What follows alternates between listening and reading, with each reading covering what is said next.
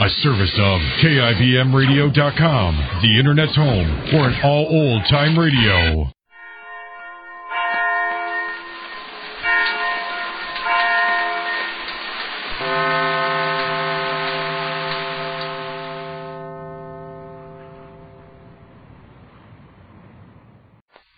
The Kraft Foods Company presents The Great Gildersleeve.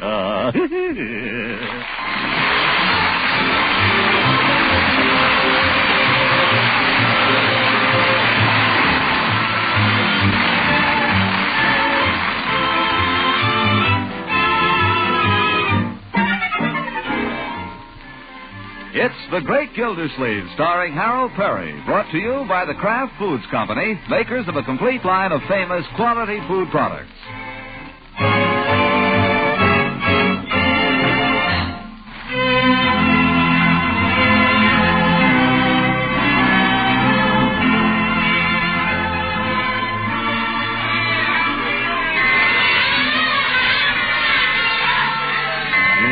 Happy New Year. I'm making no resolutions this year. I'm just going to be a bad boy. That's my only resolution. I'm going to be a bad boy. What a terrible way to start the new year. But before we condemn our hero, let us review the tragic events which have put him in this desperate frame of mind. It all started with Gildersleeve's plans for Summerfield's annual costume ball. When he got his costume, he naturally wanted to tell somebody about it. Well, I won't actually tell her. That would be against the rules. I'll just let her guess. She'll never guess in a million years. Avast there, me proud beauty. Open the hatch before I blow it in. 15 men on a dead man's chest. Yo-ho, in a bottle of hello-eve. Why, Throckmorton. Got my costume for tomorrow night, Eve. Right here under my arm. Oh, no, you mustn't tell me what it is, Throckmorton. That would spoil all the fun. No one's supposed to know who anyone is till the time comes for the unmasking. Well, I wasn't going to tell you, Eve. But wouldn't you like to guess? Well, come in anyway. Thanks. I'll take my coat off. I got to be getting right along home. Well, go ahead and guess, Eve. Oh, I don't think that would be fair, Throckmorton. You might start hinting. Oh, go on. Guess what I'm going to be. Humpty Dumpty. Why do you guess that? I don't know. He's kind of roly-poly, and you asked me to guess. Guess again. Henry VIII? Well, I get mixed up on those kings. Which one is he? The fat one. The one with all the wives. You know, he... Why do you guess only fat people? I've guessed only two, and you insisted on my guessing, you know. All right, I'll give you a little help. 15 men... Oh, no, you don't. Now, be fair, Throckmorton. I want it to be a surprise. But, Eve, the whole thing's a lot of nonsense. As soon as I call for you tomorrow evening, that'll give the whole thing away. By the way, what time do you want me to call for you? You were planning to call for me? Oh, of course. Oh, I wish I'd known that before. Well, of course I'm going to call for you if I'm taking you to the ball. I didn't know you were taking me to the ball. Oh, I'm afraid it's too late now. What? You never asked me, Throckmorton. You never did. Well, gosh, Eve. I waited, and you never asked me. Gosh, I took it for granted that you and me, you and I... And I took it for granted since I never heard from you that you'd invited someone else. So I accepted another invitation. Listen, you sold me the tickets to this thing. I had a right to assume you were going with me. Well, I sold over 50 tickets, Throckmorton. I couldn't go with all of them. Nuts. Gosh, if I'd had the slightest idea, Eve. I've got my costume here and everything. You couldn't just... Not now. I couldn't possibly. I'm sorry. But when you're inviting a lady to something, it's customary to invite her, you know. I suppose you're going with that gym teacher again. He was kind enough to invite me. And he's very nice, really. I'm sorry there was a misunderstanding, Throckmorton. I'll save you a dance if you like. Don't bother. Oh, now, Throckmorton, don't be a baby. Who's a baby? I was going to be a pirate, but now I won't be anything. Won't even be there.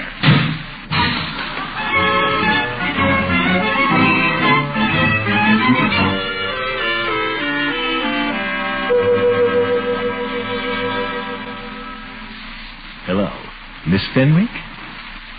How'd you guess? I bet you're surprised to hear from me.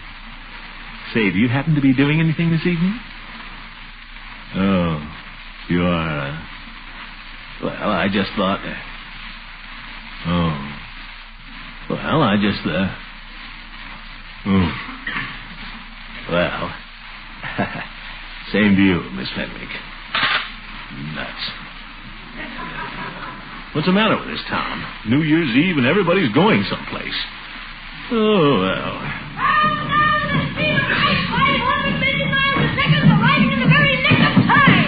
Leroy, will you tell me what you're doing running around in my long underwear? That's not underwear. I'm Captain Marvel. In that bath towel. That's my cape. Look here, young man. You want to see one of my mighty feats of strength? I can make this whole house disintegrate. All I have to do is say, Shazam! Leroy? Ooh, I said it. Lucky thing the house didn't hear me. Calm down, will you?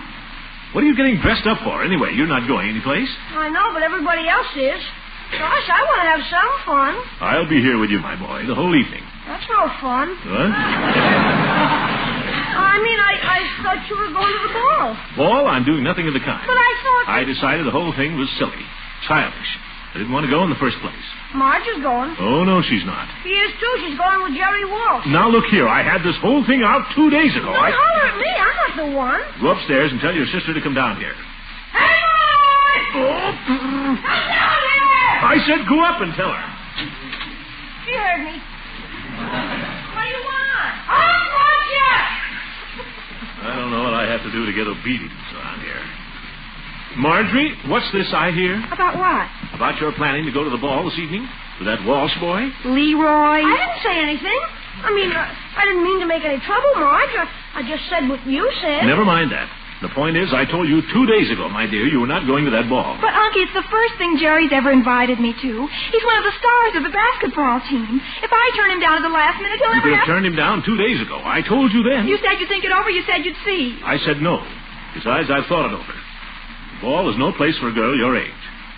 It's apt to turn out to be a very rowdy affair. That's why I'm not going myself.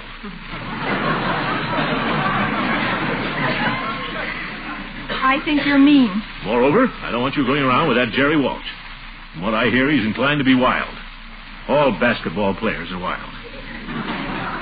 One of the wildest boys I ever knew was a basketball player.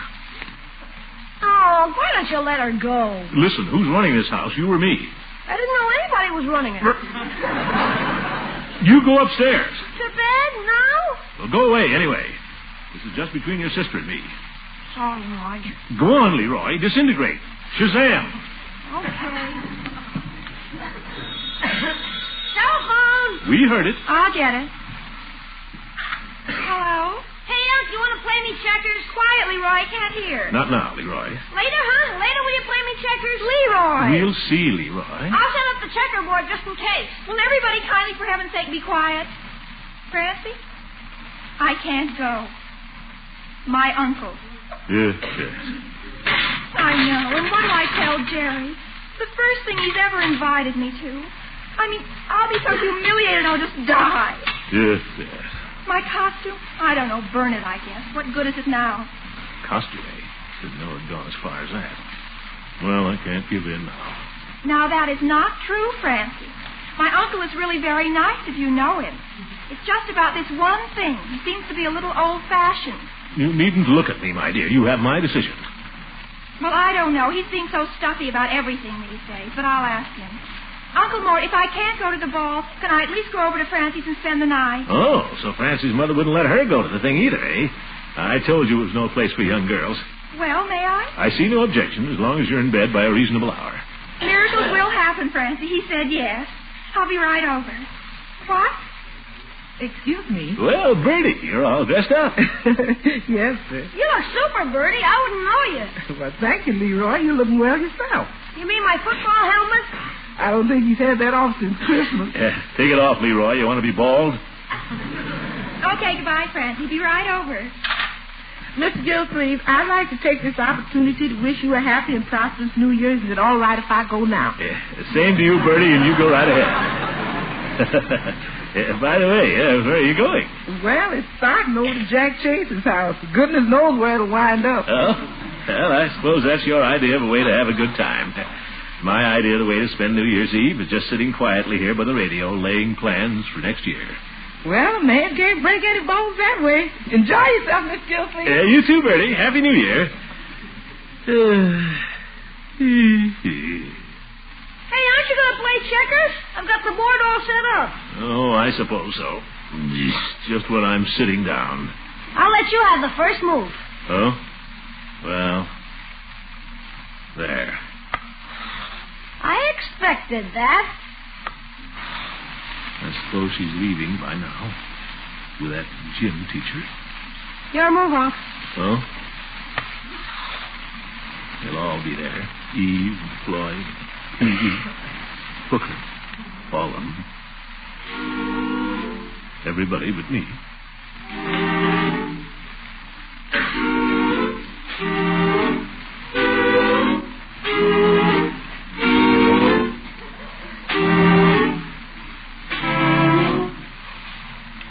Yours, Unc.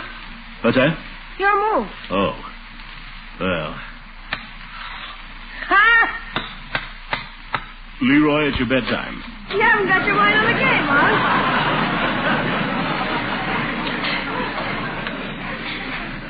I'll admit I haven't got my mind on the game, but you go to bed anyway. Do I have to? Yes, it's 11:15. Okay, gosh. Good night, Unc. Good night, my boy. Happy New Year. Happy New Year. What's happy about it? Marjorie out, Bertie out, Leroy in bed. Well, I suppose I could listen to the radio. I've missed a date with Judy, though, and Fibber McGee. Here, all milling about in the street down here below us. As I say, the crowd is milling about in the street here below us, and it is now just about 1 minute to midnight. The crowd waits, milling about in the street here below us for the new year to come in. Let's listen to them for a moment. Gosh, it's midnight there already. That means it's 11 here. Clock's slow. Well, it's just about time. It's the moment you've all been waiting for here. So now let's see how they're taking the new year in the dear old South. Take it away, Atlanta. Atlanta? Yeah, Leela could be there. For your listening pleasure, the music of Manny Copeland and his orchestra coming to you from the glamorous Magnolia room of the Jefferson House. And now, here's a lovely little lady, one of the guests here. Won't you step up to the microphone, honey? Tell the folks what you think of this celebration. Well, I just think we're all just having just the loveliest time here. And I just love New Year. And I just wish you all could be here. Because we're just having the loveliest time. I declare, I think... And there it is. Happy New Year, folks. That girl. She sounded just like Leela. She couldn't have been, though. Leela. How many New Year's Eves have I spent with Leela?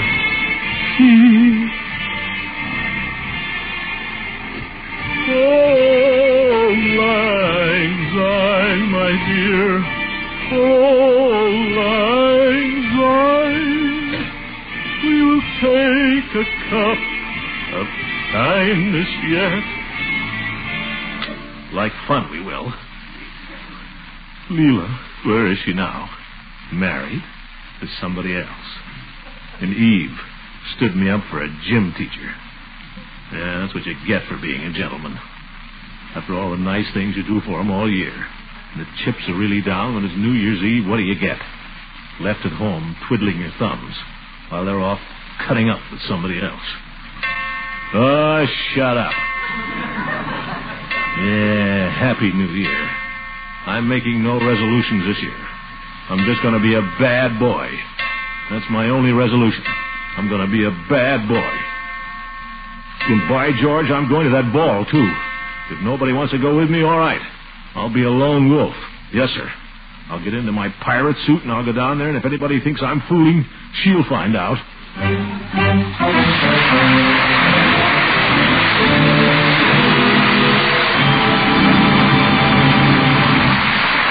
We'll join the Great Gildersleeve at the ball in just a minute. Tonight's supposed craft extend their very best wishes for a happy, healthy New Year. They also want to pledge their best efforts to produce for you in 1947 more of those fine craft food products that have been so much in demand and often so hard to get these past few years. That sounds very promising, Mr. Lang. And I hope especially they'll be making more parquet margarine. It's our family's favorite spread for bread, but still a bit scarce, you know. Well, then, here's some good news. Kraft hopes to produce much more parquet this year. Of course, some of the fine farm products from which parquet is made are still in short supply, but the outlook is a lot brighter. And as more of these wholesome farm products become available, we'll be rushing parquet margarine to your dealer, fresh and country sweet in flavor, the same fine quality as always. So look for it in your favorite food store.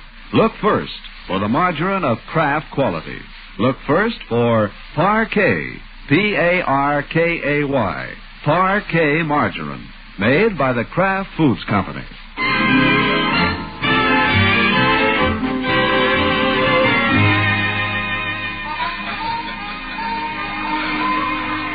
Pardon me. Pardon me. Hey, look where you're going. Oop. Floor slippery. Better pull for the shore, mate. Join the stag line over by the punch bowl. Pardon me. Pardon me. Well, a fellow pirate. Shiver my timbers and a yo-ho-ho. Yo-ho-ho yourself. Peavy, is that you?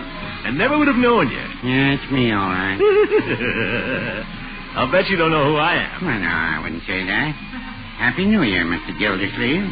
Somebody must have told you. Say, Peavy, I'm looking for the stag line. You know where it is? Sure, this is it right here. You mean you're the stag line? Where's Mrs. Peavy?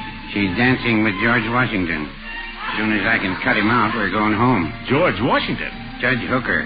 There they go now. Oh, hello, dear.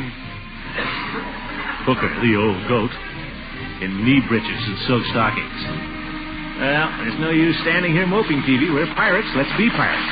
Grab ourselves a couple. Say, how about that lady bareback rider? I noticed her myself. Interesting costume. You said it. Come on, let's grab some girls, Peavy. You grab one. I'll watch. Huh? Have to wait till the band starts again anyway. Now what? Ladies and gentlemen, your kind attention, please. Chief Gates. Is that who it is, Peavy? That's right. He's the Grand Marshal. Must be going to say something. Your attention, please. It's been called to my attention that some of the gentlemen have been smoking here in the auditorium. Smoking in the auditorium is against the fire regulations. Gentlemen who wish to smoke will kindly go outside, or they can smoke in the boys' locker room in the southwest corner of the building. I thank you. Boo. Well, Mr. Gildersleeve, going to try for the bareback rider? You bet.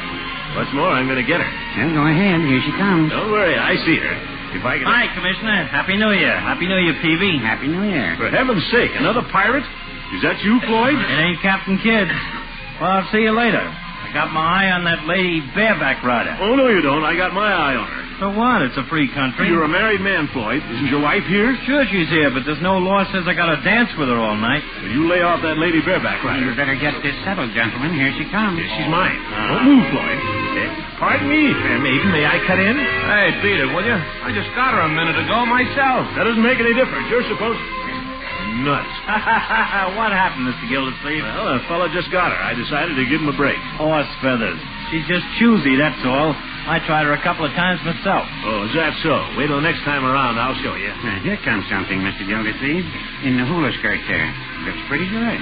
For you, I mean. Hula skirts? Say. Listen, Commissioner, I don't need any advice or help from you, Floyd. Okay. Pardon me, fair maiden. May I cut in? You sure may. See you later, pirate. I'll be darned. He got her. Yeah, he got her all right. I tried to warn him, but he wouldn't listen. What do you mean? That's the wife. Well, serves him right for being such a bullhead. I remember when I was first going with Floydie, Mr. Gildersleeve. He used to take me to dances all the time. Yeah. He used to be nice and light on his feet, but he's terrible now. I suppose it's from standing around that barber chair all day. That'd give anybody fallen arches. And then he's put on so much weight. Yes. Whatever it is, I'm crazy about dancing, but he don't seem to care for it. Would you like some punch or something, Mrs. Munson? Oh, no, I'm not thirsty. I'd rather just dance, Mr. Gildersleeve.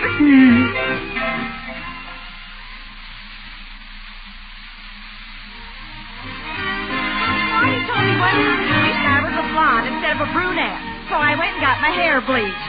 You should have heard him holler. Do you think I look better blonde, Mr. Gildersleeve? I guess so. I mean, not particularly. I mean, hi, Floyd. Hi, Commissioner. Swell party, ain't it? Yeah. It's nice to see Floydie enjoying himself for a change. As long as I'm having a good time, too. Yes.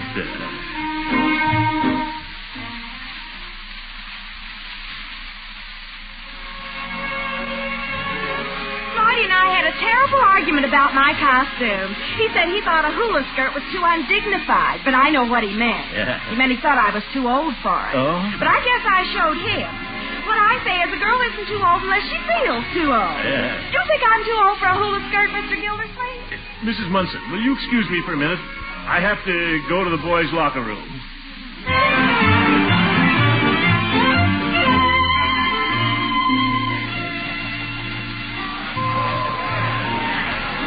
Well, Gildy, Happy New Year. Why aren't you dancing? I've been dancing, and you know it. Why didn't you cut in on me when I waved at you? That hula skirt didn't fool me. Old goat. Say, here comes the lady bareback rider. Who is she anyway? I don't know. My impression is she's a little too popular for the likes of us. Us? Speak for yourself, Hooker. There's nothing the matter with me. Just watch me.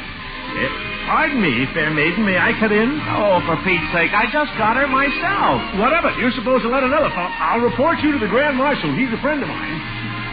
Nuts. Well, here's one that looks bad. Pardon me, fair maiden. May I cut in? Throckmorton. Of course you may. Eve. Gosh, I didn't know it was you. You look wonderful in that, whatever it is. What a nice compliment. It's a fact. Wouldn't have known it was you. I'm supposed to be an Arabian princess. Well, I'm a bold, bad pirate holding you for ransom. Say, how about shaking this fellow you're with? We could go over to my place. Oh, I don't think I could do that. Why not? And the chief again, the big show-off, stops the music every 10 seconds so he can make a speech. Your attention, please, ladies and gentlemen.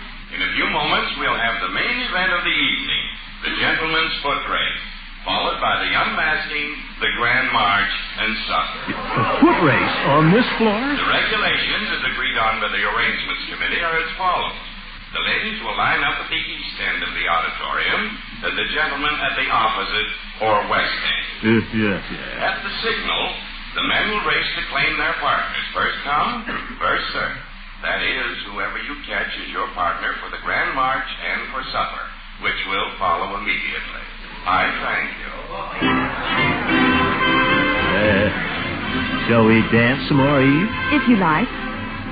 Say, Eve, I've got an idea. Let's have supper together.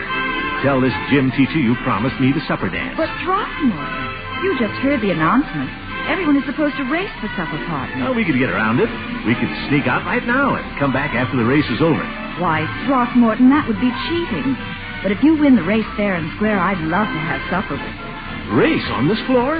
Against a professional athlete? Well, if you don't care enough to try... Pardon me, may I cut in? What the... Oh, him. Oh, hello, Arthur. Thank you so much, Throckmorton. You're welcome. My George, I'd like to show her. And that muscle man, too. Lionel Strongport. We could figure out a way to win that race. Oh, why don't you look where you're going?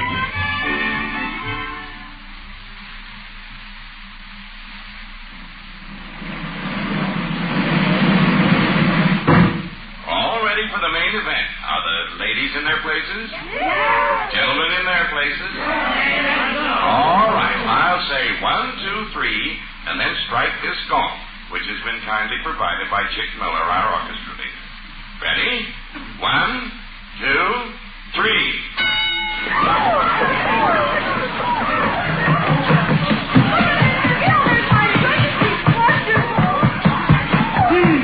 I made it!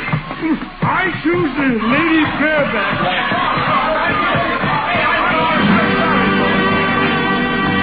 Mr. Throckmorton P. Gildersleeve is the fastest man in the crowd. Let's give him a hand.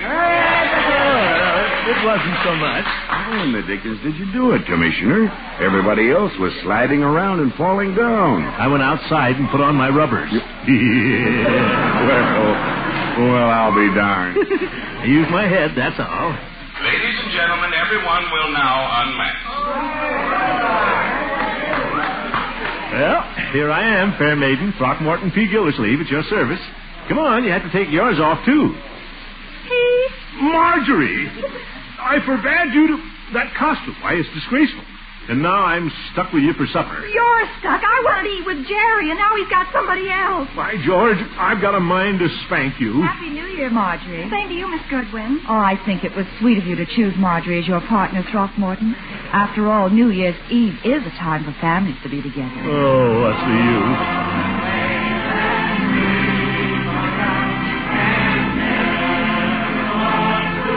Sing, Marjorie.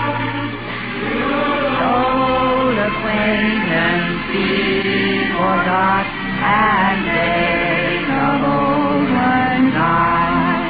Sing on, Keith. Nuts. Old lang syne, my dear. Old lang syne. We'll take a cup of kindness yet for days of old lang syne.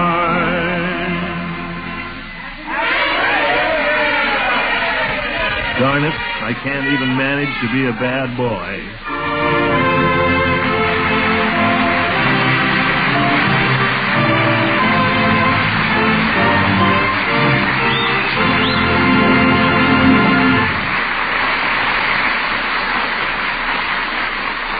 The Great Gildersleeve will be with us again shortly. I suppose every one of us would like to know what's ahead in 1947.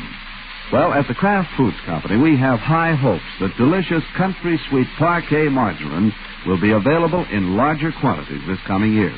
More parquet will be produced just as quickly as more fine, wholesome farm products are available. And perhaps the time isn't far off when there'll be plenty of parquet margarine for everyone. And here's one thing you can be sure of. Every single pound of parquet you buy in 1947 will be the same fine quality as always. Rich in good flavor, high in food energy. Every pound reliably fortified with 15,000 units of vitamin A. So look first for this margarine of Kraft quality. Look first for Parquet, P-A-R-K-A-Y, Parquet margarine, made by Kraft.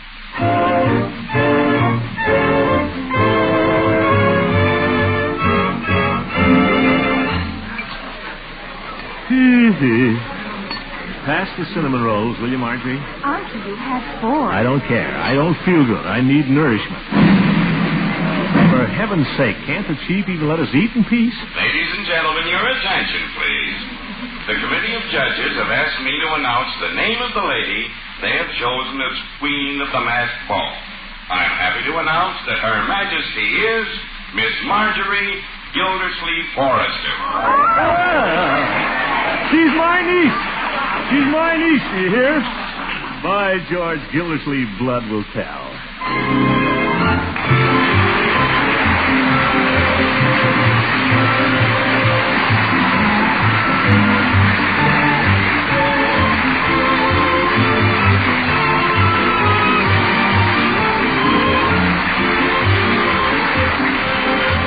The Great Gildersleeve is played by Harold Perry. It is written by John Wheaton and Sam Moore. The music is by Jack Meakin. Included in the cast are Walter Tetley as Leroy, Louise Erickson as Marjorie, and Lillian Randolph as Bertie. Judge Hooker is Earl Ross, and Dick LeGrand as Mr. Peavy. This is John Lang saying goodnight for the Kraft Foods Company and inviting you to listen in again next Wednesday for the further adventures of the Great Gildersleeve. Good night. Happy New Year. See you in Memphis next week.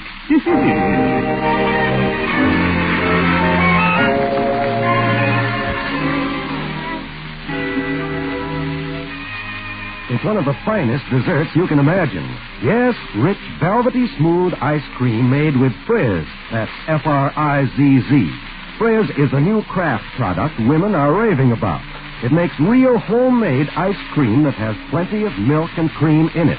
Just add water, a little sugar, and freeze according to directions on the package. Frizz is made by an exclusive process that retains the fresh cream flavor. Gives you ice cream that freezes smoothly. Flavor variations from vanilla are easy. 6 generous servings from one package of Frizz.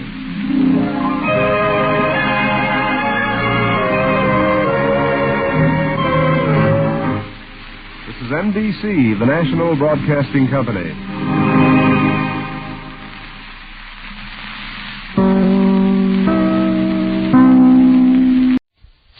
The Johnson's Wax Program with Fibber, McGee, and Molly.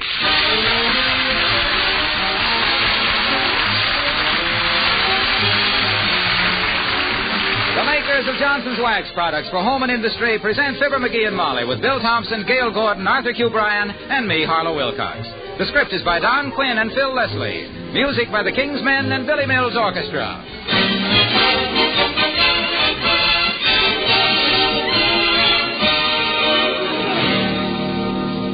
Not long ago, I described a floor that had been polished with Johnson's self-polishing glow coat as having a happy shine. A friend of mine questioned the phrase, saying floors are neither happy nor sad, and therefore the phrase wasn't a good one. Well, I wonder. Think of it in terms of how the lady of the house feels. There was a time when tiresome scrubbing dulled linoleum, and no one was happy about it, least of all the person who did the work. Not so with Johnson's self-polishing glow coat. No, indeed. You just apply and let dry. There's no rubbing or buffing, no hard work at all. You'll be happy just looking at the bright, warm luster Johnson's glow coat will quickly and easily give your linoleum and other floors. That shining, glossy coat will protect them, make them last years longer. And you'll be happy at how easy they are to keep clean and lovely. I really believe the phrase happy shine is one you'll use after you use Johnson's self-polishing glow coat to bring out the beauty of your home. Look on the bright side, shine up the right side, bring out the beauty of the home.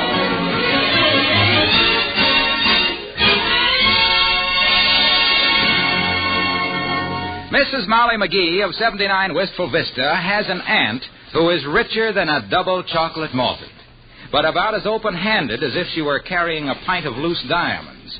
However, this Christmas she really loosened up to the extent of, well, listen to Fibber, McGee, and Molly.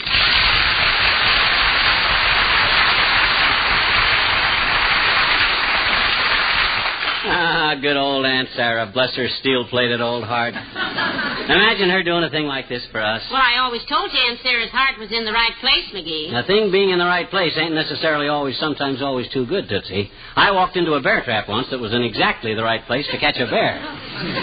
But as I often say, life is like a jar of peanut butter. Why? I don't know. I'm no philosopher. Well, anyway, I think it was pretty sweet of Aunt Sarah to send us each a $10 gift certificate on the Bontown department store. Pretty thoughtful. Yeah, I put more thought than that into scratching my elbow. However, I'll admit old Sarah Driscoll has softened up a little. She thinks more of a buck than a game warden in April. Hey, what you going to do with yours? I'm going to save it till I really want something. How about you? I'm going to go down to the Bontown and blow my $10 on the silliest, foolishest, uselessest gimmick I can find in the joint. I see. When does this shopping expedition get underway? Right now. I had to go out anyway. Might as well drop in on the Bontown at the same time. I know. You forgot to mail the last of our Christmas cards. No, those are all took care of. I mailed the last of the cards to the people we forgot that thought of us at the last minute and sent us cards too late for us to send them Christmas cards. For Christmas, yesterday. Would you mind running over that again with a little more punctuation? I mailed the last of the cards. Tell me later. No, forget the whole thing. Come in. Well, my gosh, if it ain't the weather, man. Hi, Foggy. Hello, Mr. Williams. Do come in. Thank you, Mrs. McGee. Hello, McGee. Did I by any chance leave my overshoes here yesterday? No, you didn't, Foggy. I had to go over on your back porch and get them. Here they are. Oh, thank you. Our forecasts indicate bad weather coming. Oh, by the way, Mr. Williams, does your office send up those weather balloons with all the instruments strapped onto them? Oh, yes. Yes, every morning. As a matter of fact, I was a pioneer in weather ballooning. I sent up the first balloon equipped with weather instruments and shortwave radio. Yeah? I stood on the ground and listened to the results with headphones. It was amazing. My gosh, I'll bet it was, Foggy. What'd you hear? 13 minutes of Ma Perkins and a few bars of Carmen Lombardo. Well, I don't want to ask a government official to betray any information, Mr. Williams, but do you think we'll have an early spring? No, Mrs. McGee. I think this will be a long, hard winter. Except from instruments? That prediction is a result of my observations of nature, McGee. Oh? I have noticed that when we have a long, hard winter, the rabbit's fur is heavier, the bark on the hickory tree is thicker, and you wait longer for a streetcar. But why do you think this will be a long, hard winter? My wife's brother. Every fall until now, he's come to visit us with 2 extra shirts and a pocket comb. This time he brought a trunk, a portable phonograph, and the first lesson of a correspondence course. Yes, it looks like a long, hard winter. Well, good day. Probably.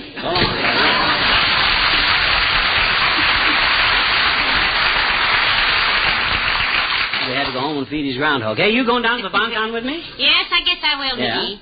Although I don't know why you have to spend your gift certificate so quickly. Well, I'm scared Aunt Sarah will reconsider and stop payment on it. And this is the first year she hasn't sent me them corny wool socks that she knits. You know, them green and orange ones that never fit. Oh, I wouldn't say never, McGee. That isn't fair to Aunt Sarah. When did any socks she ever knitted for me ever fitted? I can tell you exactly. Remember the green one she sent in 1939 and the orange one she sent in 1945? What that got to do with the fit? Well, the left-hand one of the green pair and the right-hand one of the orange pair fit you perfectly. In 16 years, she sent me one pair that fit. One green sock and one orange. Gosh, pull up my pants and I look like a traffic signal. Well, sir, this year, by George, I'm going to buy something so doggone frivolous. Come in. Oh, hi, old-timer. Hello there, Mr. Old-timer. Hello there, kids. Hey, you know something? Tomorrow night's New Year's Eve. Huh? You kids going to go out and scatter around any? Old-timer, I'll tell you how it is with us on New Year's Eve. We gave up fighting our way through a bunch of yokels with more dollars than cents to pay $40 to sit at the table the size of a milking stool next to the kitchen door of a mink-lined mess hall. Where at midnight you put on paper caps and link arms with a bunch of people you wouldn't associate with in the daytime and sing "Should Old Acquaintance Be Forgotten?" In that case, they certainly should. And everybody yells Happy New Year with tears running down into their ginger ale. And by that time, you've got a headache, and your wife has lost her gloves, and the waiter brings you a check he's been carrying around for 6 weeks waiting for some pigeon like you. And you wait 30 minutes for the check room girl to find your coat that's hanging in plain sight, but she's angry because you only tipped her $1 and go outside to find that the parking lot boys have been listening to your car radio and your battery's dead, and so is 1947, and so are you, so... We're staying home. Well...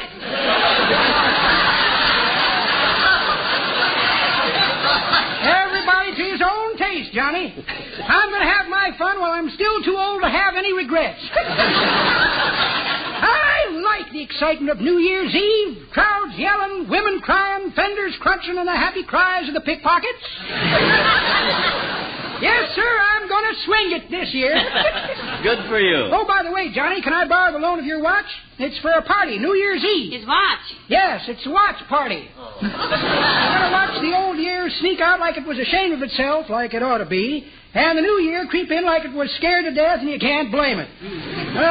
Good old 1947, the year of the 3 trains. What 3 trains? The Freedom Train, the Friendship Train, and 6 inches more in the gal skirts than Ada had them.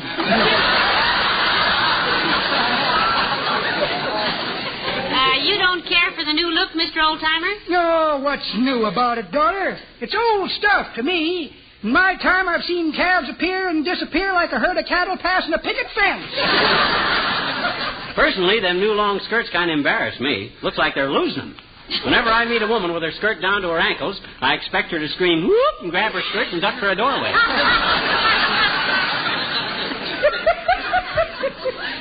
That is pretty good, Johnny, but that ain't the way I heard it. The way I heard it, one feller says to t'other feller, say, he says.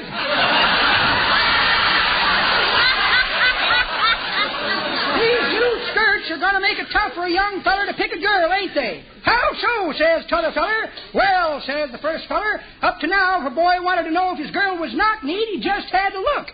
Now he's got to listen.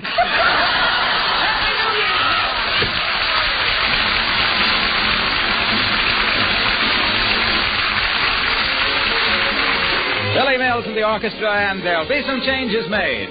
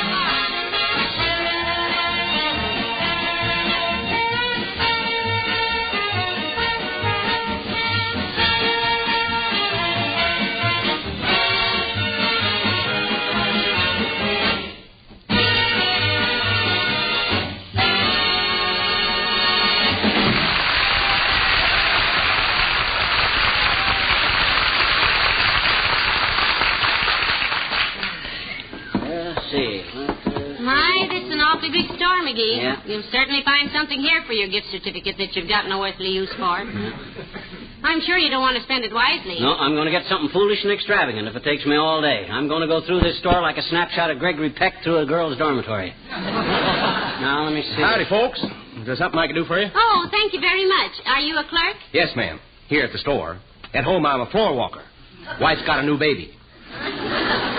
Well, here's our problem, Dad. You see, I got a gift certificate for $10. Hey, ain't you the guy that used to deliver our groceries? Yes, sir. I quit the grocery business last week.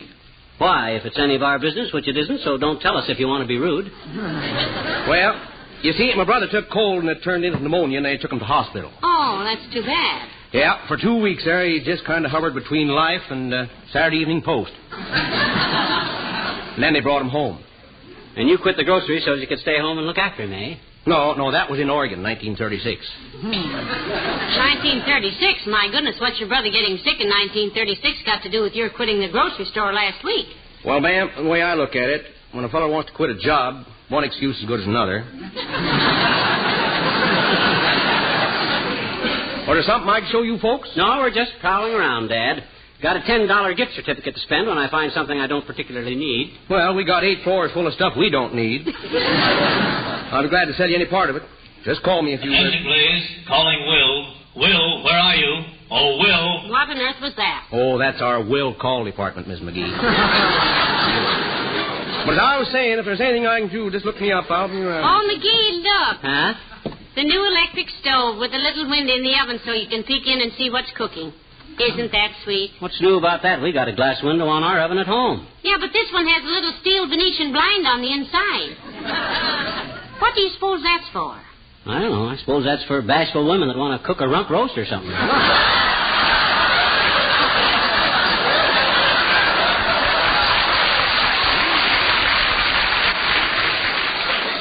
Hey, let's go over here in the sporting goods section. I might go for a new fly rod, you know what? A new fly rod? Yep. I don't know why you should want a fly rod.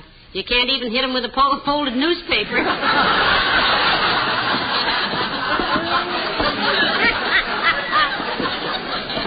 Doesn't seem to be many clerks around here, does there? No. Or customers either. No, not much like the week before Christmas. Boy, the pushing around I took in here then. If I could have inhaled through my feet, I could have vacuumed the whole store. You see anything in here for $10? No, I don't. Oh, yes, there's an archery set. Exactly $10. No archery for me, kiddo. I've been scared of bows and arrows since I was 13 years old. Why? Us kids were playing William Tell, and I put an apple on another kid's head. You remember a tow-headed kid in Peoria named Hardy?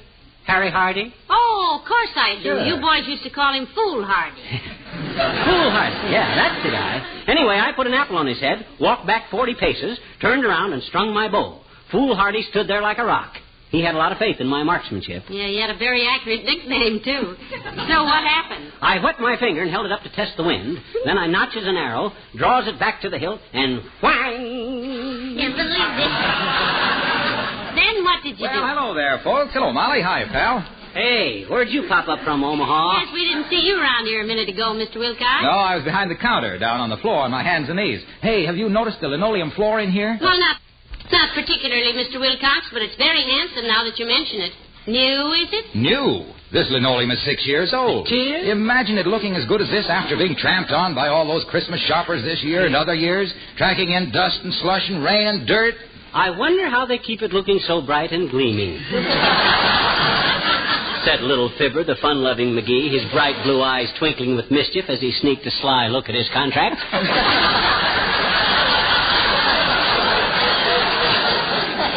I bet I know. I'll bet every good housekeeper knows, Molly. Johnson's self-polishing glow coat. The linoleum protection that makes dust and dirt so easy to wipe up, that's so easy to apply, and so quick to dry to a mirror-like polish. Why, if Johnson's glow coat can give even a busy store such an air of quiet quality, don't you suppose that when you... Look, Waxy. Yes, pal? Far be it from me to get between a man's bread and a man's butter, but enough is enough. Okay. Say, how'd you kids make out for Christmas? Oh, we had a wonderful Christmas, Mr. Wilcox. Yeah. Hey, what a surprise we got from Molly's Aunt Sarah. You've heard us speak of my Aunt Sarah Driscoll, Mr. Wilcox? Is she the one that's so... You said it. That babe is so tight-fisted, her manicurist has to use a fluoroscope. But not this year. She sent us each a $10 gift certificate on the Bonton, Mr. Wilcox, and I'm saving mine. Not mine. I'm shooting the wad as of today before she asks for it back and sends me some more of them corny socks. Oh, is she the one who knits those horrible wool socks, pal? That's Aunt Sarah, Mr. Wilcox, the very one. You've seen them things, Junie. Oh, yeah. In the first place, they don't fit, and in the second place, the colors are awful. They do look a bit like a prairie fire as seen through the bottom of an iodine bottle. So I'm going to blow my $10 certificate before the old moose changes her mind. Got any ideas of what I can get for a sawbuck, Omaha? Well, I'd suggest you go into the annex, pal. That's 3 aisles over and to the left. I saw a sign in there that said, "This department closing out. Buy now. Dirt cheap." Oh, wonderful. What are they selling? Dirt. Well, Happy New Year, folks. See you around. Same you. Now, let me see, Molly. I'd like to get a little minute, dirt. McGee. You were telling me about when you were 13 and put an apple on little foolhardy's head and took your bow and arrow. Attention, please. Will the head shipping clerk please report to the loading platform? 3 of our drivers are loaded. Thank you. Well, this ain't getting my $10 gift certificate spent. Let's go over into the hardware department, and I'll see if I can... See anything you like, Mr. McGee? We got some awful fine tools here. Huh? Now, here's a socket wrench in case any of your sockets get loose. No, thanks. Is this your department, too, Bud? I thought you were up in front of the store. Well, kind of short on help today, seems like. Short on customers, too. Say, I got something over in the sporting goods that might interest you, Mr. McGee. Got a good price on it, too. Okay, what is it? I might take it off your hands. Well, it's one of them collapsible 16-man rubber life rafts, you know. Just a thing for duck hunting with a lot of... No, Huh? thank you. We have one. Yeah, I got one, Bud. Oh. Picked it up at the surplus store. Although it would be handy to have a spare one. No, McGee. We'll just look around some more, sir. We'll call you if we find anything we want. Well, I'm always glad to help. Howdy, Dr. Gamble. Something I can do for you? No, thanks, Carl. I'm just cutting through to the office. Oh, hello, Doctor. Well, hiya, Molly. Where's... Oh, there you are, Beetle Puss. Haven't seen you since Christmas. Yes, it's been a wonderful week for us, too, Baggy. Let's have more weeks like it this coming year, shall we? Oh, McGee, don't talk to the doctor like that. Well... Did you have a nice Christmas, Doctor? Wonderful, Molly. And before I forget it, and I'd like to forget it as soon as possible, I want to thank little Droop Snoot here for his lovely Christmas necktie. Thanks for the Christmas necktie, Droop Snoot. That's okay, Bait Bucket. It was a necktie, wasn't it? That's how they diagnosed it at the men's counter here. Well, certainly it's a necktie, you big bag of duffel. What'd you think it was? We had quite an interesting discussion about that, my boy. My housekeeper, who spent some time in the Orient, thought it was the sash off an East Mongolian witch doctor's ceremonial robes. But I thought it looked more like the belly band off a Brazilian llama buster's Sunday saddle. Well, I'm surprised you didn't know what it was right away, Doctor. You sent McGee one just like it last Christmas. Just like it. He sent me the same one last Christmas. And he knows it, too. Oh, no, you didn't send the same necktie back to him, did you? Certainly. He's not going to leave me stuck with a monstrosity like that. Well, you can't say I didn't try, my boy. And you can't say I won't try again next year, too. Say, what brings you down here today, Molly? You're not still Christmas shopping, are you? Well, I guess you might call it that, Doctor. Aunt Sarah sent McGee a gift certificate this year, and he's down here trying to spend it. I'm looking for something I've always wanted and couldn't afford, Doc. Something unnecessary. Just some silly, useless, expensive luxury. Oh, well, you'll find it all right. Molly's had a thing like that for years. She has? I have? What? You. Happy New Year, kid.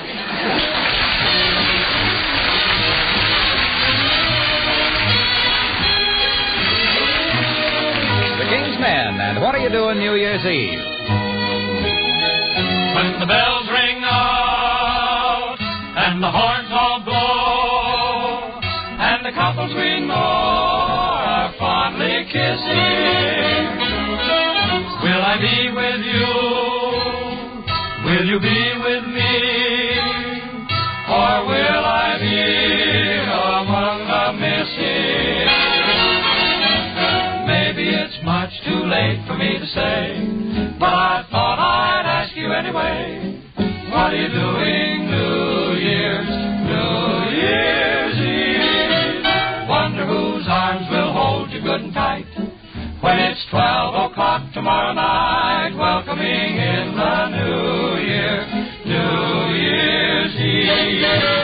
Maybe I'm crazy to suppose I'd ever be the one you chose out of the 1,000 invitations you received.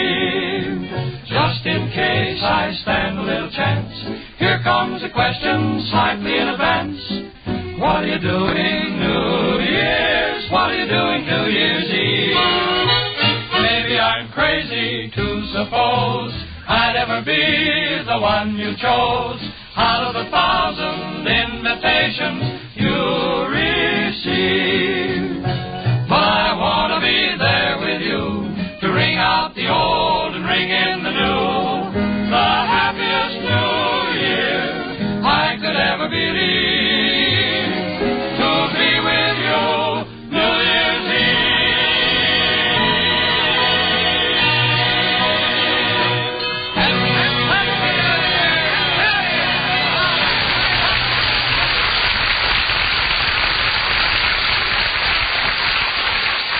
For a great big department store like this, Molly, they haven't got anything that I really want for my gift certificate. Well, don't get discouraged, dearie. No. We still have 2 more floors left to look on. Yeah. This is only the 6th floor, you know. Yeah. Doggone it, that plastic riveter's helmet with the extra sections that bolt on to cover knots on your head would have been swell if it had just been... Oh, McGee, look who's here. Mr. Wimple. Oh, hi, Wimp. Hello, folks. Are you exchanging something, too? No, just shopping around, Mr. Wimple. You down here to exchange some presents? No, but Sweetie Face is. Sweetie Face, that's my big old wife. She came down to exchange a whole lot of little bitty gifts that she can't use for one big gift that she can use. Mm-hmm. That's a woman for you. Exchanging all her presents, is she? No, she's exchanging all my presents, Mr. McGee. Oh. She told me to wait here and not dare leave till she got back, and then she went upstairs to the exchange desk. Waiting for people gets awfully tiresome, doesn't it? Oh, it certainly does. And I'm getting pretty annoyed with her, too, believe me. If she doesn't show up in exactly 5 minutes, I'm going home without her. I'll show her. That's the stuff, Wimp. Good for you. How long you been waiting? Since Friday morning. Well, then I think giving her another 5 minutes is completely fair, Mr. Wimple. Yeah, you can afford to be generous, Wimp. Remember, women are the weaker sex. How was that again, Mr. McGee? He just said that women are the weaker sex, Mr. Wimple. Oh, yes. One thing I like about Mr. McGee, he's always joking. Taking your Christmas tree down yet, Wimp? No, we always burn ours in the fireplace on New Year's Eve, Mr. McGee. Oh. I cut the tree up into short pieces and build a fire, and at 12 o'clock they light it, and all of Sweetie Face's relatives sit around the fire and drink a toast to the new year and have a gay time.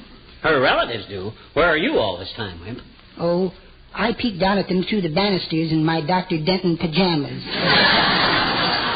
You mean they don't even let you join in the festivities? No. By George, that's an outrage. Oh, no, it isn't, Mr. McGee. I have more fun than any of them.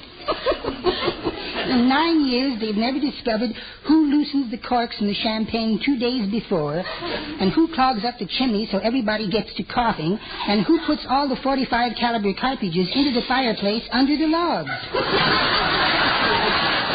My gosh, Wimp, you're liable to knock off the whole mob some night. Yes.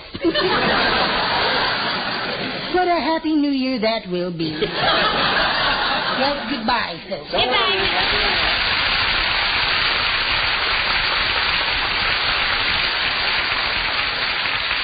Oh, hey, Molly, look. Oh, boy, are these beautiful. And get a load of the price. 5 pairs for $10. But, sweetheart, those are wool socks. I thought you were tired. I haven't got any socks like these, baby. Look at those plaids. Look at that weave. You found something you like, Mr. McGee? Finally? Well, he seems to like these socks, although just one. Yeah, give me 5 pair of these, Dad. And here's my gift certificate. Well, I must say you made a wise purchase, Mr. McGee. Ordinarily, we sell them socks at $4 a pair. Yeah, what'd I tell you, Molly? Do I know a bargain or am I a chump? Yes. You know, these aren't regular machine-knit socks, Mr. McGee. These are special knit by hand, exclusive for the Bon Ton. Somebody in Scotland, I suppose. No, it's an old lady in Peoria. Driscoll, her name is. Sarah Driscoll. Oh. Yep, they say she don't have to do it for a living either. Oh. Say she's rolled in money. Why, you know, one of our salesmen... Well, imagine that. They walked right off without even taking her sales slip. A year and a day from now, we'll be greeting another new year. On that day, your home can be more beautiful than it is tonight if during the year you have polished your floors, furniture, and woodwork with genuine Johnson's Wax. Regular use of Johnson's Wax brings out the beauty of your home. It's true that Johnson's Wax adds richness and warmth as well as gloss to fine things. The next 367 days will work less hardship on your floors and furniture because if they're waxed, they're protected. Then, too, housework is easier because dust and dirt vanish from waxed surfaces with a quick wipe or a light dusting. And, speaking of making things easier, attention all snow shovelers. Snow and slush won't stick to your shovel blade if it's waxed with Johnson's Wax. Your shovel will stay light and clean without pounding or scraping. Yes, you can even make snow shoveling easier with genuine Johnson's Wax. Molly, you didn't say a word all the way home. You tired? No. Feel ill? No. I feel fine. You ain't mad because I bought them socks? No. Oh, my gosh, what is the matter? Well, something bothers me. Huh? Whatever happened to little fool Hardy back there in Peoria with the apple on his head? When you drew back the bowstring and boing! The string busted, then the bell rang, and recess was over. Oh. Is that all? Yes. Okay. Good night. Happy New Year to all of you from everybody in Racine and Wistful Vista. Good night, all.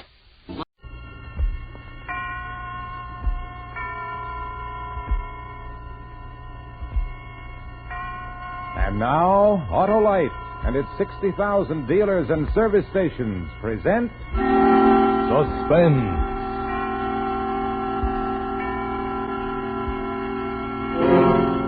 Tonight, Autolite brings you William Bendix in Breakup, a suspense play produced and directed by Anton M. Leader. Suspense, radio's outstanding theater of thrills, is presented for your enjoyment by Autolite and its 60,000 dealers and service stations. And friends, today is the very first birthday of Autolite resistor spark plugs. Yep, and a more popular one-year-old you never saw. That's why car owners everywhere are switching to Autolite resistor spark plugs, and no wonder. For when you replace your narrow-gap plugs with wide-gap Autolite resistor spark plugs, your car will idle smoother. You'll have better luck with lean gas mixtures, actually save gas dollars. What's more, wide-gap Autolite resistor spark plugs cut down spark plug interference with radio and television reception. So, friends, don't debate, delay, defer, or defray, but drive down tomorrow to your nearest Autolite dealer and switch to a set of sensational Autolite resistor spark plugs. You'll be glad you did. And now, here is William Bendix in a tale well calculated to keep you in suspense.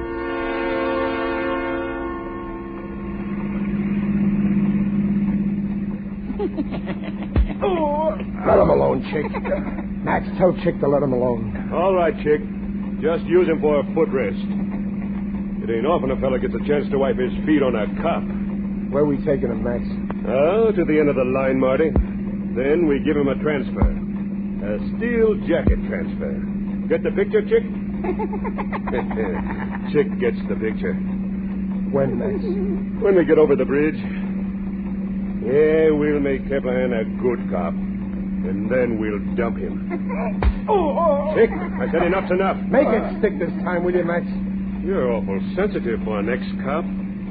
You with us, Marty? What do you think? I think maybe you're remembering that before they bounced you off the force, you and Callahan once teamed together on the homicide squad. Once had long red curls, too. No, Max, what I'm remembering is the raw deal that Captain Grant gave me. And the little murder rat Kivalan's been just sweating the pin on me. Marty, tell you what. Yeah? You're all the time asking for a chance to climb up in the organization. I'm going to give it to you now.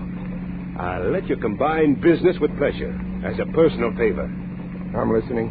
I'm going to let you put the quiet on Kivalan all by yourself. How's that? I didn't hear you, Marty. I said, how's that?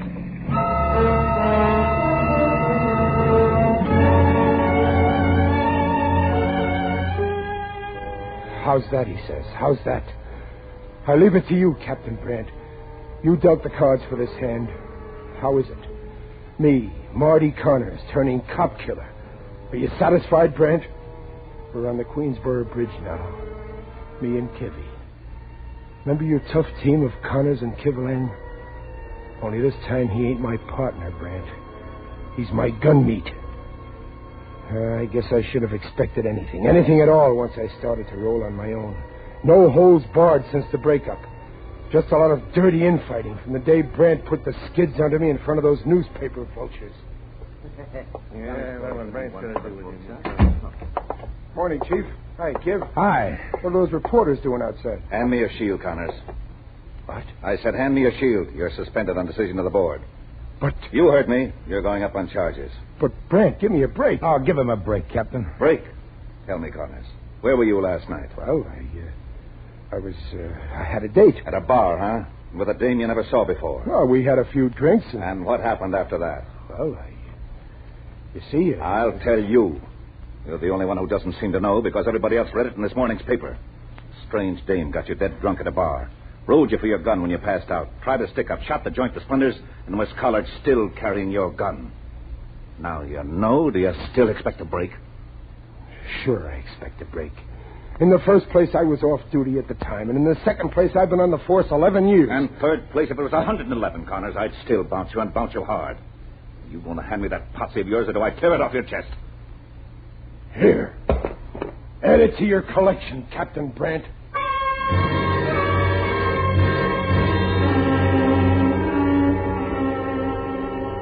I'm sorry about the verdict, Marty, but don't blame Brandt. Oh, sure. Don't blame Brandt. Blame me. I'm the first cop ever gets drunk, huh? Brandt don't drink. You don't, huh? Well, Not a one of you knows what liquor smells like, I suppose. It's a laugh. Oh, stop it, Marty. What are you going to do? Going out to tie one on. What'd you think I was going to do? What are you trying to prove? Oh, Marty, look, you didn't get jammed up because of a drink now and then. It was a dame. With you, it's always a dame. You lose your head, Marty. You let him make a sucker out. Lay off, kid. It's the truth, I said lay off. Lay off. Okay, then. Oh, Marty. Marty, let's not... I mean, you and me, we... How you fix for money? I got enough. And pretty soon, maybe I'll have a lot more. Big bundles of it. I've already got a call from Doc Williamson and Max Shale. What? Nibble on that one, Kiv. Marty, are you crazy? Steer clear of them. Why? Show me why. You know as well as I do. If you don't, well, just ask any of the boys on the narcotics squad. Oh, Marty, stop short, or I can see where you're headed just as plain as... Listen to me, Marty. Go on. No, listen to me. You tangle with Williamson and Shale, and no telling what can happen. One of us might one day have to go after you. It might be me. You ain't on narcotics. Narcotics and homicide don't mix, huh? Mercy me. It gives his Sunday school. After the deal I got... Look, if you'll only mark time for a while and not lose your head, the newspaper blast will die down, and I'm sure the commissioner will give you the commissioner and nuts to Brandt.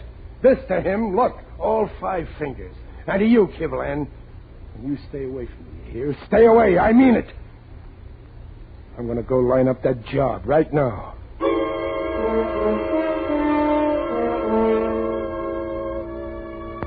So you're Marty Connors, huh? I can use you. I can be used. It pays $150 a week. I need a guard. You know the setup Max and me are in. We got a nice club, nice customers, a lot of them rich. It attracts cheap guns. And they figure maybe they can knock the place over and take all the dough around the gambling tables. Now, you have a reputation for being hard. That might stop the trouble even before it begins. That would be part of your job. And the other part? I carry a lot of money and 1 or 2 other things. I want personal protection. Well? It's a contract. But is that all I do? Don't I get in on the big stuff? Not the gambling, the big stuff. I don't know what you're talking about. The dust, Doc, the dust. That's what pays off. I still don't know what you're talking about. But when I think you're worth more, I'll see that you get a chance to earn it. Until then, don't let your nose get dirty. You know what I mean? I'm a too-hanky man. Hey, who's the long-legged redhead at the piano? Do I get a chance to protect her, too? I handle that myself. Leave it strictly alone. Understand? Sure. I don't blame you. Not the least little bit.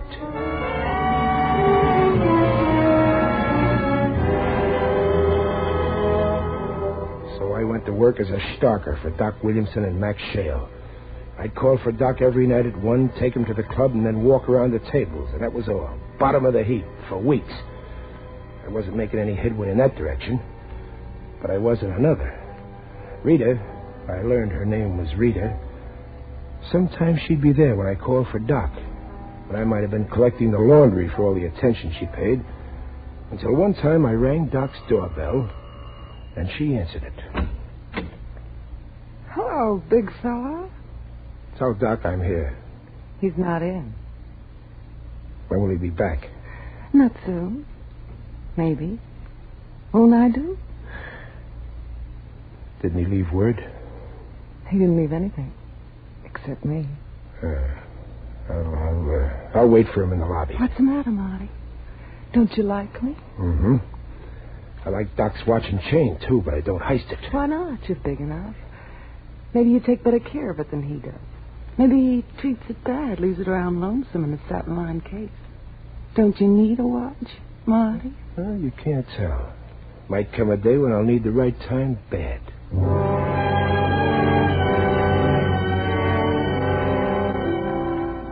I thought about that watch a lot the next few days.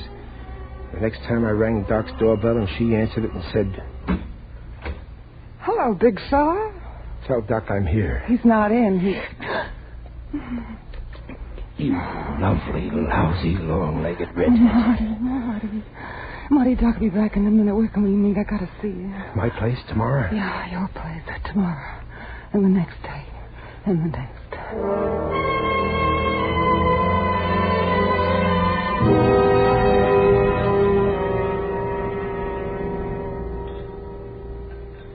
Marty, I'm afraid of him.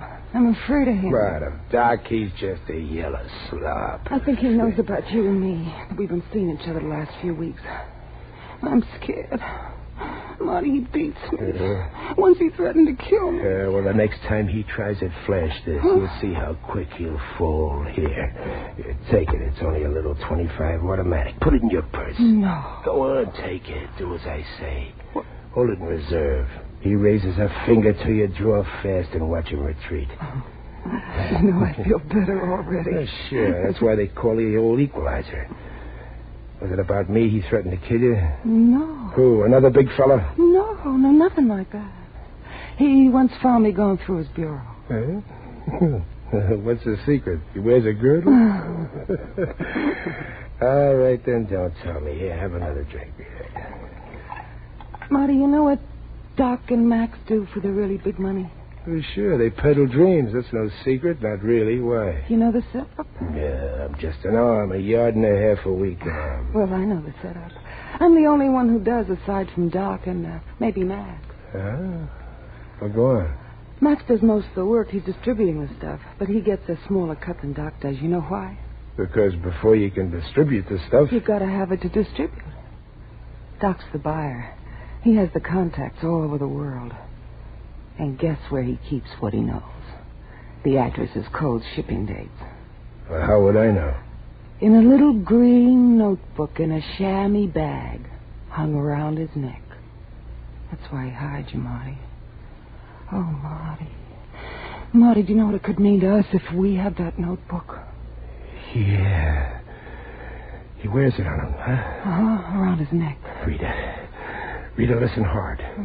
This evening before I come to pick him up, snuggle up to him. See if he can feel that chamois bag. If he's wearing it, give me the nod when I call from at 1. Do you follow me? Oh, yeah, Marty, I follow you. Maybe I'm even ahead of you.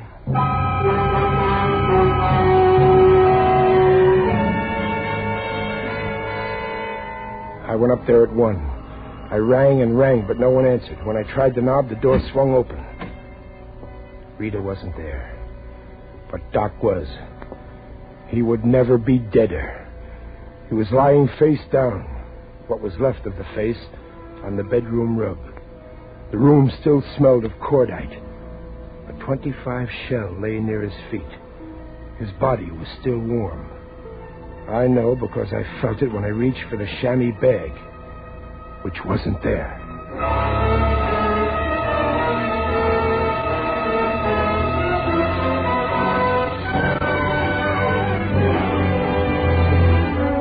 For Suspense, Autolite is bringing you William Bendix in radio's outstanding theater of thrills, Suspense.